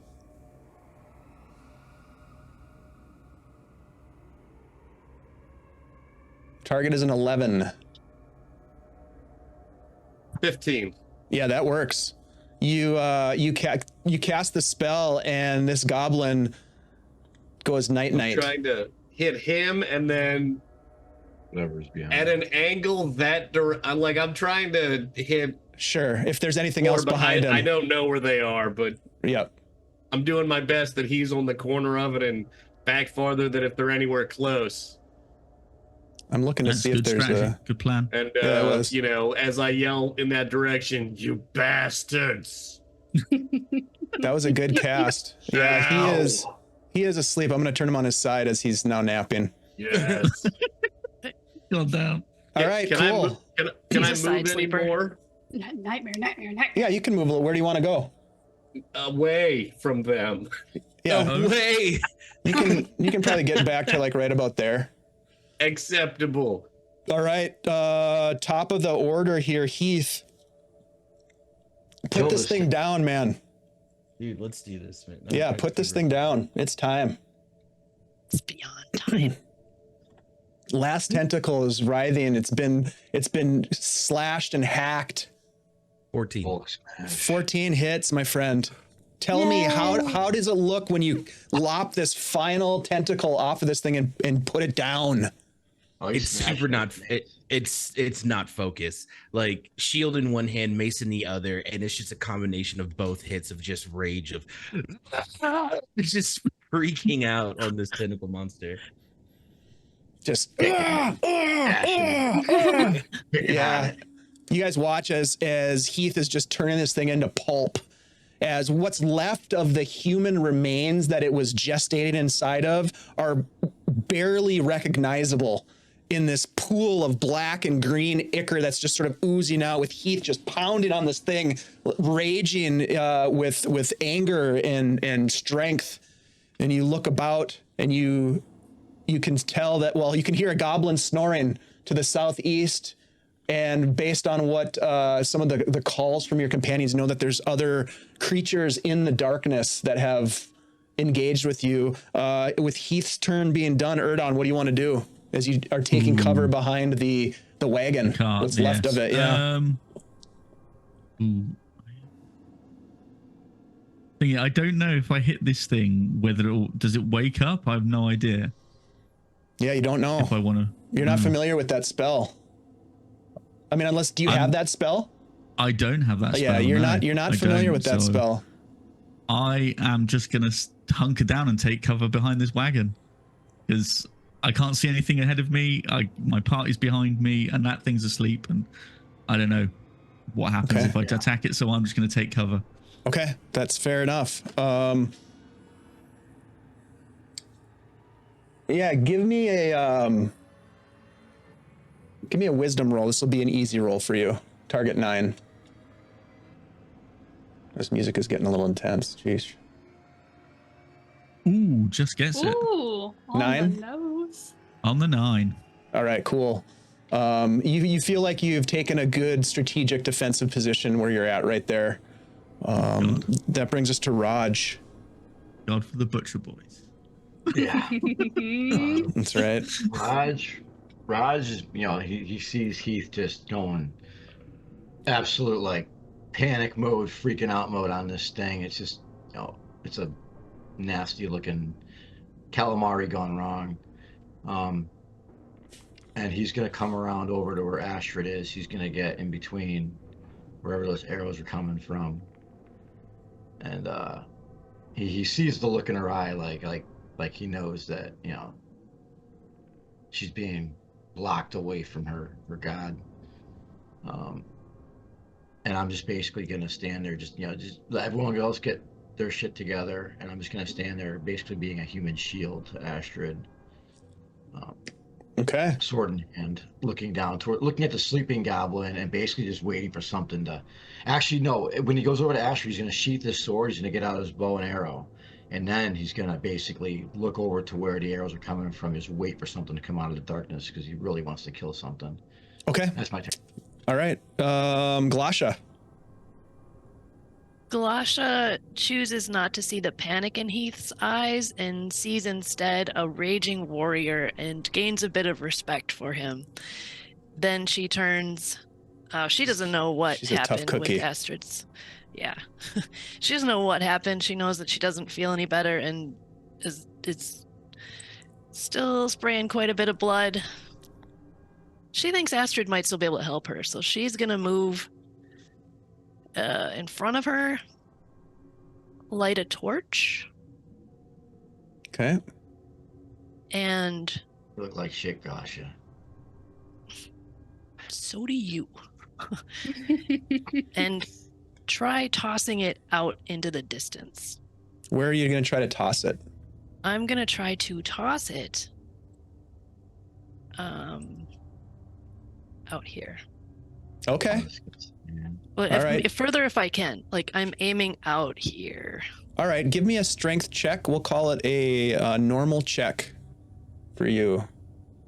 And Heath, don't take it personally. She's a very tough individual to impress. This Glasha. Yeah. What if we just set that tree on fire? I don't know. I mean, That's a that might lot. happen nonetheless. Hey, Yeah. I like that thinking. Okay, well, I had the grit, so I rolled with advantage, and I still just got an 8. Okay. So it doesn't go exactly where you wanted it to go. It lands just short, but it does illuminate that there are additional goblins out in the darkness that are now, the light has been shed upon them and they are exposed. Do I Astrid. have a chance of lighting that tree on fire or not with an 8? No. Okay. Astrid. Well, since I can no longer cure wounds until I rest. Actually, before you go, give me a D6 roll, Glasha, real quick on that torch. 1 through 3 Sure. bad, 4, 5, 6 worse. So many forget that. I was too. Fuck. Yeah. Yeah. Unfortunately, that torch, as you light it and throw it, it wasn't quite fully lit, and it goes out. But it did, for a moment, illuminate additional targets in the distance. All right, sorry, Astrid, go right ahead. Well, can I throw my torch over there where she Hell hers? yeah, you can throw your torch. Give me a strength Oh, roll. throw your torch away. Tell me where you want it to go, and then give me a strength check. I do want to try to throw it to where she threw hers. Okay. So that'll be a normal roll for you. Okay. Uh-oh. Strength. I'm scared. Uh-oh. Roger and Goliath. 14. Yeah, that Thanks, works. You now give me a D6 roll, please, as you Roger and toss your Goliath see torch. a torch fly overhead. We both shit our pants. Shit. 4. Well, sadly, the same situation happens as you Dang toss it. your torch and it goes out. Oh, look at where Damn you it, guys we are. are. Look at where you guys are. Right on the freaking edge of that light. That's why I was Here we are. That's why we craft. Okay. All right. It was a So- gamble. I took it. Yep. Do you want to, you can still move, Astrid, if you want to. You've used your action, but you can move if you would like to, or you can just stay put. I'll stay Throw a put. torch and run. Okay. Well, I'm the afraid I would tides stay the put. tides seemingly have turned just ever so slightly, and there are going to be some shots coming in. Shots. All right, so Irvan, this first shot is coming your way.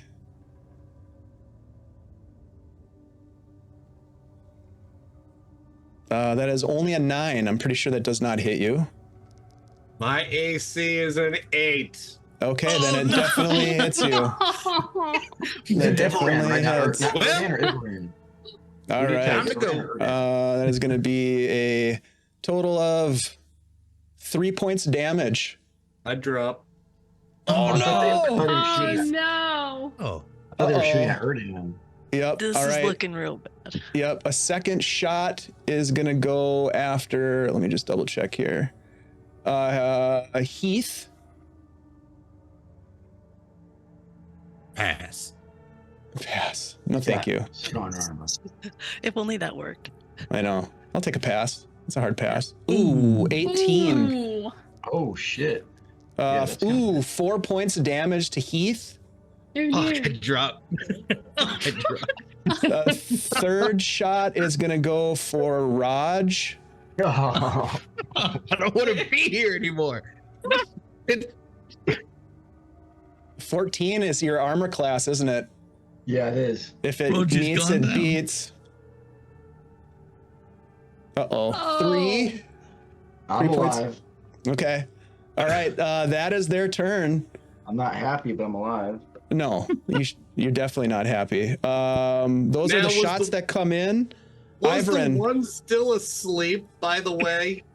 Oh, yeah. one's- Yeah, there's still someone So there sleeping. were still 3 shots? Yeah. Oh, shit. Yeah, you guys have only illuminated just a little smidge, just an ever so slight smidge of what's going on out here. Welcome to So Days who's Shadow. down Quite a right now? smidge. Who's down right now? Roger? No, I'm not down. And you're not down. Ethan, Heath is down? Eron, Ethan, All right, so there's Heath- Heath Ivern, and Ivern. Ivern. Okay.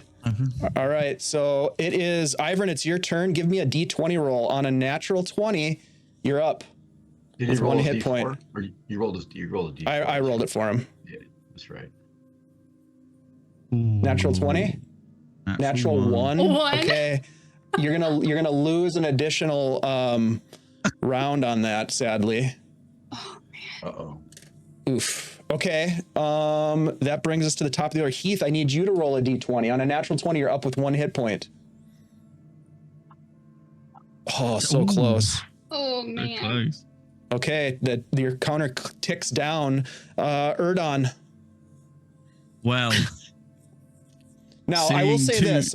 Yeah, Go on. just let me Yeah. say one thing. sure. You can, even if you don't have healing magic, you can respond to a downed companion. You roll an intelligence-based check, and it's a hard roll, so the DC is 15. If you meet or beat that, you stabilize them. They're still unconscious, but you stabilize them. So that's an option potentially. Okay. This is bad. And you only have one torch up. Erdon's the only torch Yeah. bearer right now, FYI. Yeah. You got a high intelligence. You get plus Now, do I run? I would. That is always an option. It's always an option. 3. Do I There's- run? Now, decisions. I Let am that but little a, robe and go. I'm a simple wizard. I mean, No, yeah, I you got to think- make decisions, man. You got to make some tough Yeah. decisions. Do what you got to do. Do what you got to do. Survival of the fittest. You'd have Glosh's Yeah. respect. Of course. Yeah, Roger, I'm gonna come back book it. on. Seeing 2 party members go down, I turn and flee. I run for my life. Yep. Okay. All right. Which Seeing guys? Glosha wounded, seeing Irvin down, Heath down, Roger's been up and down with no healing magic. I'm gone. I turn, pick up my skirts, and I fucking book it out of there because I'm out of there. Oh my I'm like, God. "See you I love later." you, Shit, dude. you I son love of a it. That's bitch. I love it.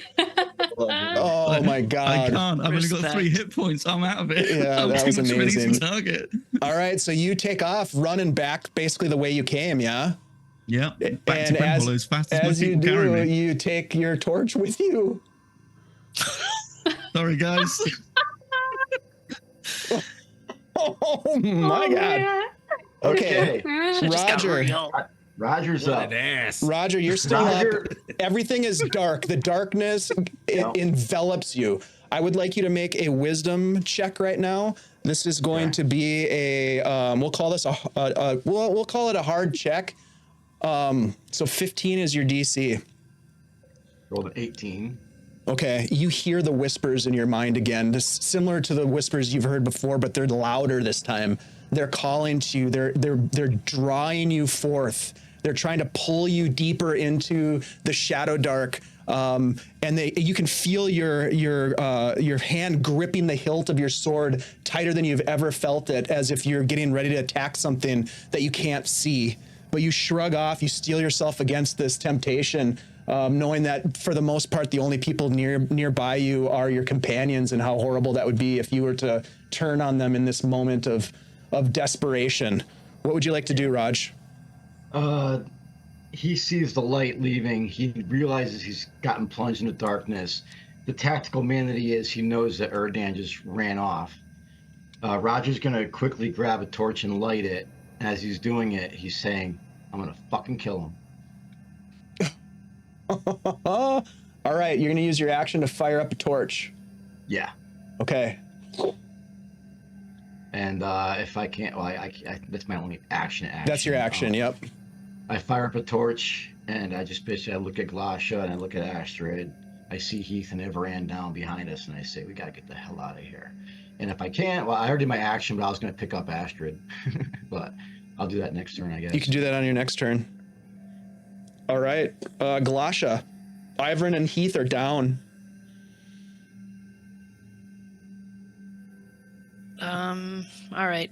Glasha sees a look in Roger's eyes and also sees her intestines coming out and turns around. That's what it look like. Goes over and tries to chirurgeon up Heath, since he's right there. So you have a background as a chirurgeon. Mm-hmm. So we'll call this a normal roll for you, intelligence based. So DC is going to be 12. Natural 20. Natural 20. So what I'll say is this will be like as if Heath had rolled a 20 on their save. They are up with one hit point. That's going to help a lot because you're real heavy, dude. Yep. That is an excellent time to hit a natural 20. Great job on saving that for there. So Heath, there is no light at the end of the tunnel in this world for like when you're moving towards the whatever the afterlife might be for someone who worships Ramlot, especially. It's all blood and howling and pain and suffering, but you pull back from that as you can see just this faint flicker of light, and you can see someone over the top of you, another half-orc Glasha, administering some sort of first aid, and you just instinctively with one of your arms as you come to reach up and grab her arm in sort of like that commando bro, you know how they do that? Yeah, they do that we're thing? doing that. Yeah, it's like one of those things. I And you pull come him up. back with- Ferociously yelling the entire time, just for no reason. Just, ah! I start yelling too then with him as our eyes lock. And I say, we're running. Okay, I love that. Great job, Glasha. Astrid, it's your turn. What would you like to do? Ooh, well, I did have an idea in mind, but now that I see that Heath is up, my mind has changed. But I still cannot use cure wounds, and they're only attacking, people with torches. Yeah. You do see one target off to the far to the east of you, kind of on the other side of that tree. Yeah, I'm actually gonna go invisible. I get to do that for 3 rounds Halflings. once a day. Yeah. I love it. I'm gonna turn invisible, and Gotta I'm love the going halflings. I'm going to go up to this goblin, Okay. and I can't attack him, right? He's the one who's sleeping. You can attack him if you want to. You can use your action to attack him. Yep. I don't want think that it takes an action to invoke the invisibility. So Yeah, we'll give it to you. I want to get out my mace, and I want to, Crush him. bludgeon his head in. That way he I won't mean, be getting up at all. Yep. All right. Give me an attack roll. We'll say it has advantage. And we'll call it if you hit him, it'll be a critical hit. Okay. Oh yeah. Yeah, that hits. So go ahead and roll twice the damage. This cute little snoring goblin, sort of a little bit of a drool dangling out the side of their mouth.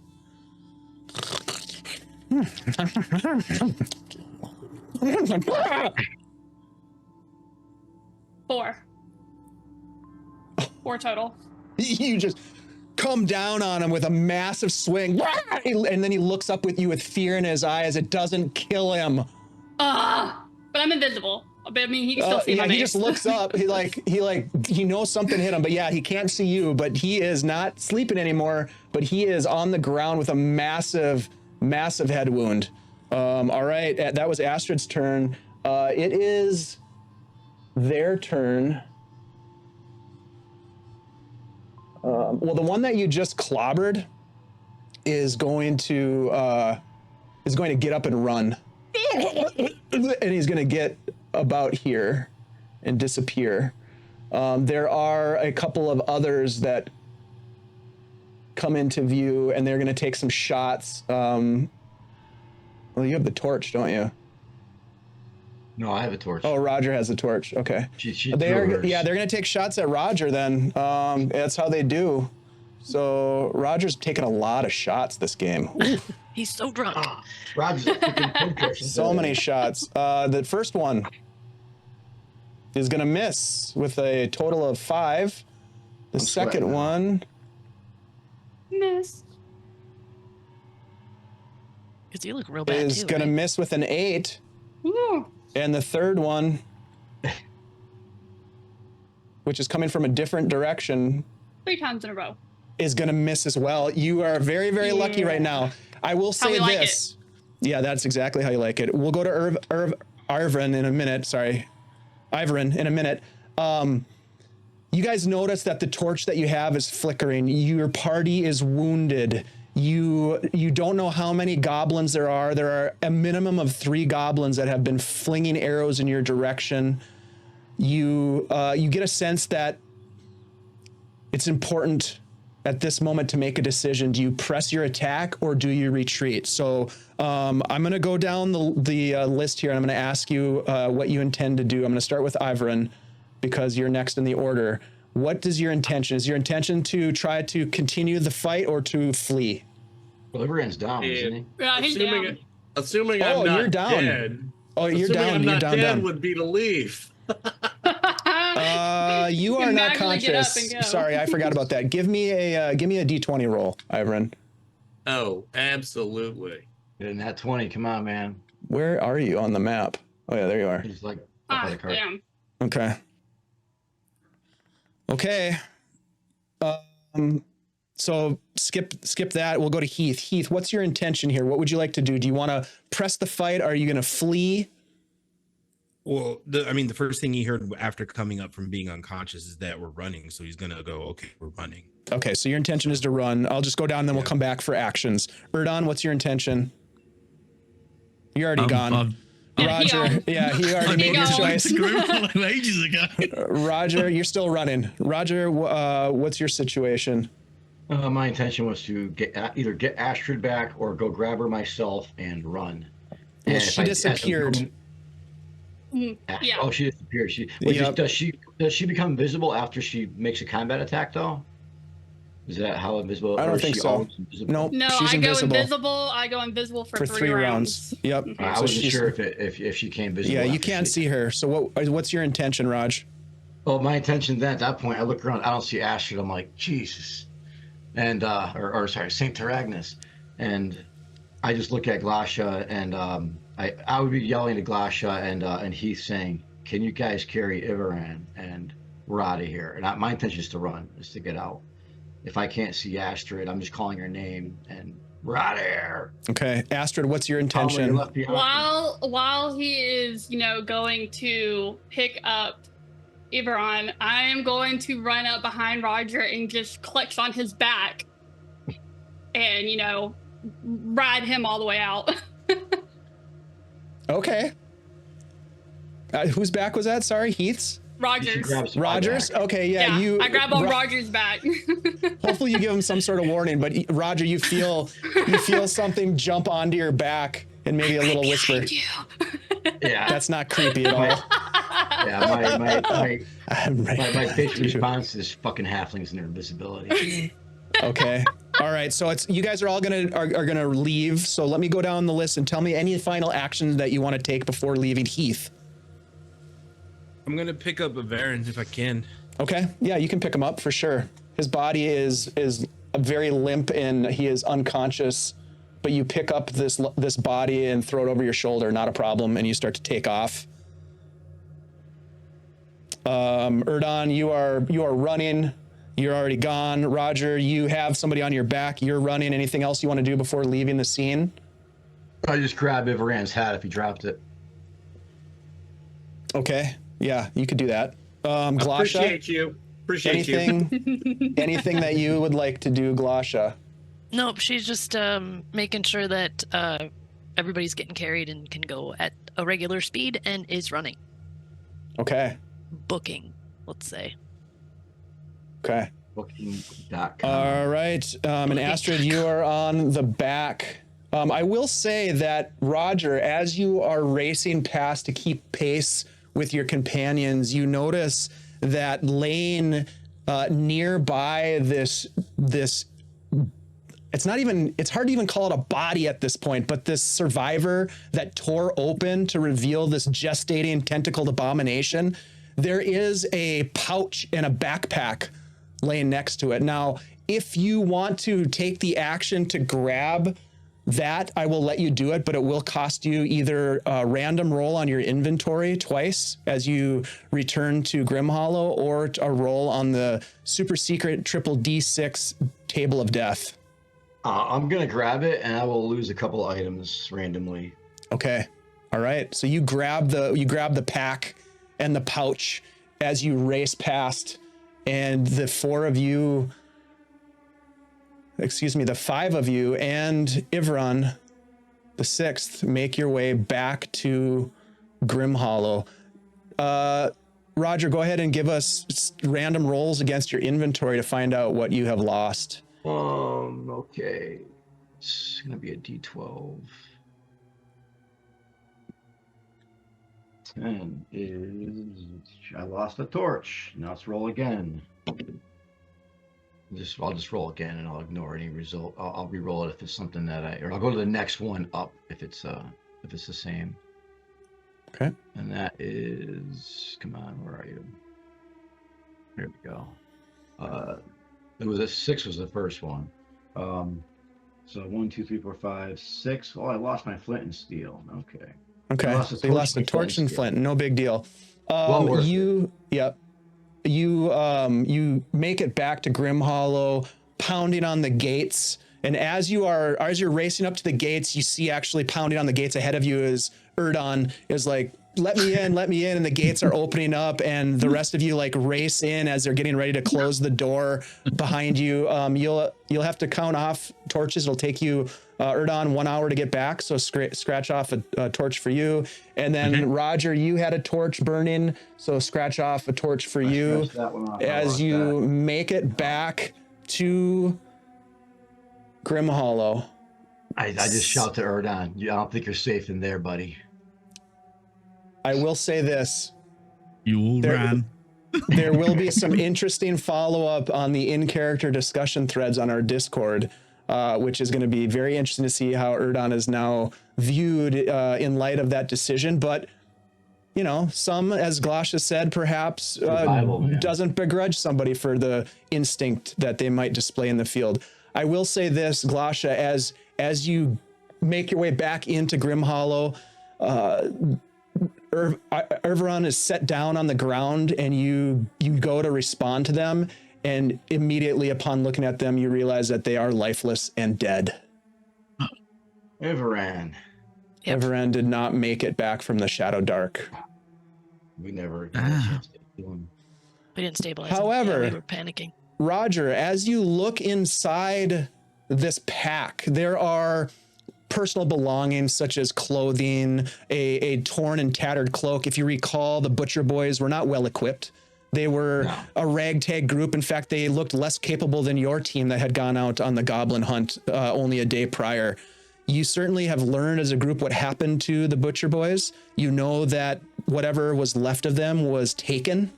At least that's what you heard from the one quote unquote survivor that you had a chance to talk to. So there's something else going on in that area. Some sort of strange creature that was gestating inside of that individual that was quite formidable, actually. I would like you, Roger, also to make a roll for me. I would like you to roll a D4, please. A D4. Okay, give me a D100 roll. I need 4 D100 rolls, please. As you rifle through the pack. Percentile.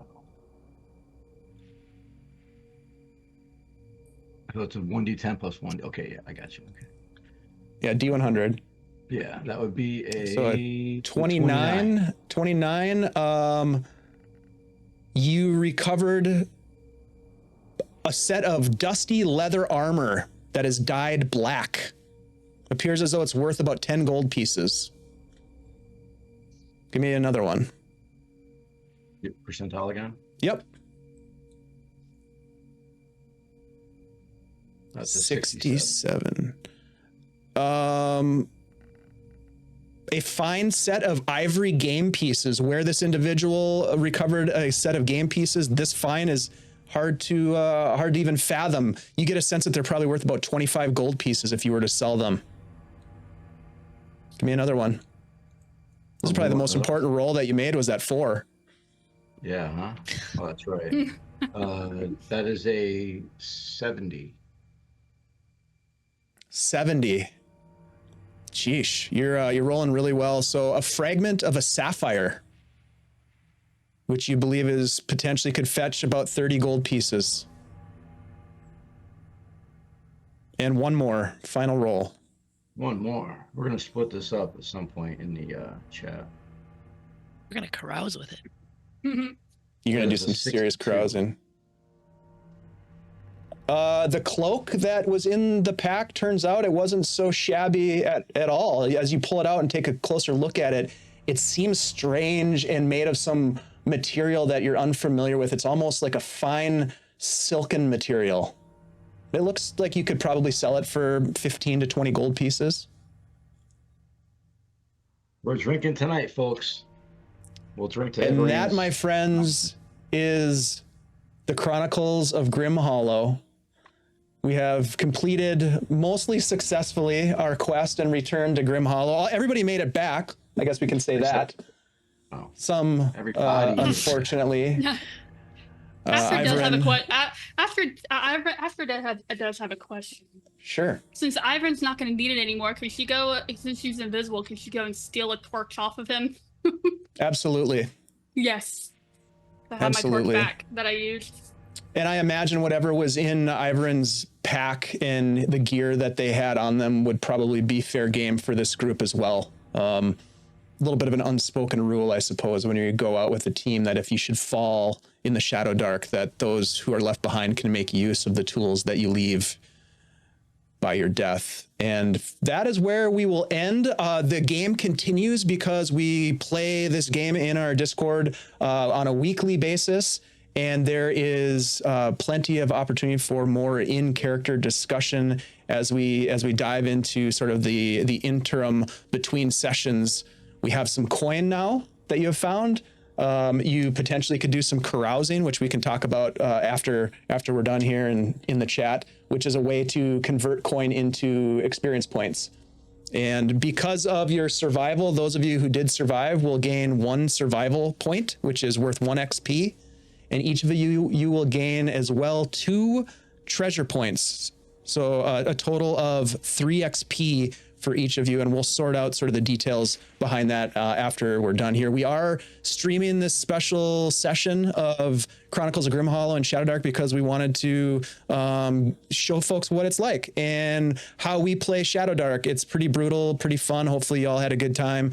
And we do it in short bursts of excitement. These 2-hour sessions are how we do it in our Discord. If you guys want to, I don't know if there's anything that the chat might have for us now. We can sort of hang out if you want to and talk. Chad, I was able to somehow kill your character, which is actually my favorite moment of the. For months. Yeah, well, I used to be a lot more efficient at it than I have been recently. So this kind of gets my mojo back, I think. Yeah, thanks for folks if they're hanging out. I don't even know if folks are hanging out in the chat. Let me see. Let me bring up the chat and take a look. People watching. People Hey, that's are cool. watching, dude.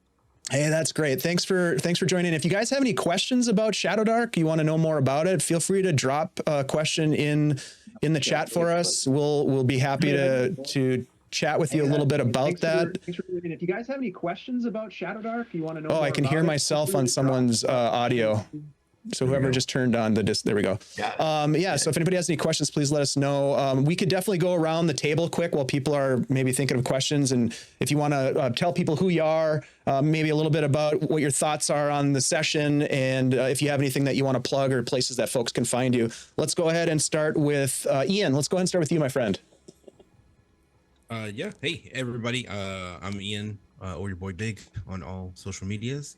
And then, yeah, I played Heath today. I dig. It's fun. It's fun. Like the turn-based structure and how everything's being managed. I really dug the character creation aspect of it. It wasn't really too bogged down with a lot of things. So, I would imagine they created that for the likely that, yeah, you're gonna die. Yeah, So, right. It's pretty straightforward. There's a lot of random rolling involved, so you can get your character up. And yeah, it's a little bit different than how we normally play, right? In some of our more free-flowing narrative games, it's very snappy. It moves a little bit quicker. Different kind of game for sure. No, it feels definitely like your hack and slash video game, right? You have a mission. This is the thing, and then go. You know? I'm glad that my character's alive because I definitely want to put more into the character. So Hell yeah. We'll see how far that takes me. And you guys have some coin, which is not always the case upon returning from the Shadowdark. There's been many a sorrowful return to Grimhollow with nothing to show for the adventure except for scars, physical and mental scars. But yeah, glad that you were able to join us on your first Shadowdark adventure, and I'm hoping that we'll see more of you in this game because I really do like it. And the reason that it's so quick and we like it so much is because we can play a game in 2 hours. You know, people don't have a ton of time, and we can do that in a short period of time. We can have a really fun game session. So glad that you're able to join us. Let's go over to Coco. Coco, thanks for being here. I had so much fun. I enjoyed myself immensely. I love the aspect of just Shadowdark in general, and I loved playing with everybody except for you, Erden. You know, you ran away first. But Everybody else joined me. I'm joking. But I had so much fun. I honestly cannot wait for my next game. I'm excited. I'm excited that Astrid made it back, and she can continue on for the next one. She made some clutch moves that were extremely important to the team. The rolls were good, and that invisibility, like saving that for the getaway, was smart. I think that was a good strategy. Nicely done. Glad to have you here, and I can't wait to play some more of this with you. Thanks for hanging out. Me too. Thank you for inviting me. I really appreciate it. Yeah. Vamp Wickman, how you doing, buddy? You okay? Yeah, I'm fine, Dave. Just another dead character. It's fine. To get a better one next time. Yeah, I'm here on Tuesdays for Heroes of Greyhawk. On Sundays, though, we're skipping tomorrow because half the party is away and frolicking wherever. I'm on the GaryCon live channel, but that'll come back next Sunday, playing in Luke Gygax's World of Ocarim. So you can catch me there. And otherwise, thanks for running, Dave. And hey, you're welcome. That's about it. Yeah, we'll get you a new character. They're easy to roll up, and it's pretty fun. So thanks, Chad. It was a pleasure murdering your character. Let's go next over to another person whose characters I like to destroy, both mentally and physically. Shelly. Hey, Shell. Hey, what's up? I gotta say that there was a moment during this game where I was like, our first stream game, and it's gonna be a TPK. People started dropping. I had 1 hit point. I couldn't take anything. Like, you know, at some point you can only carry so many other people, and I thought, well, this is gonna be a great way to show everyone how this game can go. Yep. But it didn't happen. It didn't happen. No. We mostly lived. So yay for us. Yeah, to be fair, you guys were rolling like really well on some of your attacks. And I was rolling, I was missing a lot though. I missed quite a few times, but when they hit, they were bad. It was bad when it hit. Roger. Yeah. They were very Roger got hit a lot. Poor Roger. He was always the brunt of the attacks. Oh my God. And then we I swear, if he went down again, I was gonna roll my eyes and just give a big old sigh. That's all you could have done. Yeah, exactly. Yep. Okay. It's brutal yeah, when so- you lose the ability to cast because you make a failed casting roll. That's rough. Yeah. And that's the only healer, so Yep. you know. Mhm. We it's tough. survived. So, Yeah. where can we find you? So, So yeah, Flea Monkey out there in the world, and hey, it's Flea Monkey on Threads and not Blue Sky, Instagram. Blue Sky, is That's where that you can still a find me. thing? I don't know why I said that because it probably is, Kind but of. I don't really Is it? All right. do Shiv's over anything with there. it. Shiv's over at Blue Sky. Shiv, I let's go to never you. You're post the on Blue it, Sky though. guy. You're the Blue Sky guy. Yeah, apparently Blue Sky so. guy. Yeah, I'm the Blue Sky guy. Never post over there. Forget Oh my its God. existence. ran off into the blue sky. Same. Yeah, yeah. No, I survived to live the fight another day, and I'm hoping that by my characters fleeing, it caught everybody up in his wake to see the signs and be like, this is not a good situation. Because once that healing was gone, it was like, it's a bad road from here, everybody. So See how let's he's just spinning leave. that? See how he's just spinning everything? The art This is of what the he does. spin. Yeah. That's it. The art of the spin. Yeah. That's what it is. No, but yes, find me everywhere at IOShiv on all the socials. And yeah, this is a great game. I like the pace of it. I like the short 2 hours because you feel you've got to sort of make some big decisions, big swings in those 2 hours. So I think it's good. And it's good for when you read the Discord, jump in the Discord, find the recaps, find the character discussions, because that's where it's at. That's where it's happening. And then we'll see how this story unfolds, because I'm sure there'll be some questions asked. But yeah, there you go. That's that. I love it. Thanks for creating some Grimhollow drama, Shiv. Yeah. Leave it to Shiv to bring that into it. I love it. And last but not least, I guess the man that's never missed a Shadowdark session, ScottishJeff. What's up, dude? Hey, not much. I'm Jeff, also known as ScottishJeff. I don't stream, however, I do play a guest on various people's shows and games. And Shelly, by the way, it wouldn't have been our first TPK live stream, because if you recall at GaryCon, that was a TPK. Home game. Yeah. Yeah, home that's game, true. Yeah, home Yeah. game, true. But yeah, no, I'm around. I'm in all the chats here and there. I am active in the Discord for Guild Superior. Definitely, if you're interested in how the games actually go and the interaction we have, look it up and read. We have the ones that are for the sessions only, and then we also have, if you're actually in the already set up for Shadowdark with us, you can read all the Shadowdark chat itself. But yeah, no, Astrid, Coco, you did right. The only thing I was kind of face palming was when you threw your torch. Same. I was trying to do the same thing that Glosha was doing, trying to light that tree on fire. Imitation is the highest form of flattery. I heard you say, I'm going to throw my torch where Glosha threw hers. And the first thing I did was I did a mental thing. I'm like, am I in the circle or am I out of the circle? It was close. It was good stuff. close. Really close. Running is the right. Yeah. Running is the right thing to do. When your cleric goes down or your cleric loses their ability to heal, you got to do a self-aware assessment. Who's got 1 hit point? Who can carry who? I figured that Glosha and Heath would be able to pick up the body of Ivaran if necessary. I could have carried Astrid, no problem, but she hitched the ride on my backpack anyways. Yeah. And You can always come back. You can always retreat and come back if you live to make it back to Grimhollow. That's one of the Roger's gonna learn cool how to make things. swings out of his rope, so you can just put them on everybody. So when they go down, all you gotta do is grab their Just little hoist them up. their little. It's like a fish stringer, like a fish stringer. Yeah. Yeah. no, And that's fun. one thing that's a good thing to point out is, like, you guys, this location, obviously you were able to get there quickly because you'd been there before. So almost like, Ian, how you sort of said it's kind of got that sort of snappiness of like a video combat sort of game. Like, we have waypoints essentially. So you'll be able to fast travel to those locations without having to roll for encounters. But you will have to kind of expend resources such as torches to get there, but you can move around to locations that have been discovered on the map. And we have a map that is being curated by the players. This is a West Marches game, so I don't know how many people are familiar in the chat with that terminology. It's not super common, but it is a style of gaming. So it's episodic in nature. So if you're available to play in a game that's coming up, you jump in and play in the game. If it doesn't work for you, that's okay. You don't have to be there. The games always begin and end in Grimhollow. It's the only settlement in this world that still protects people from the Shadowdark. And so we do that so that we can always have different people jumping into the games that are being played.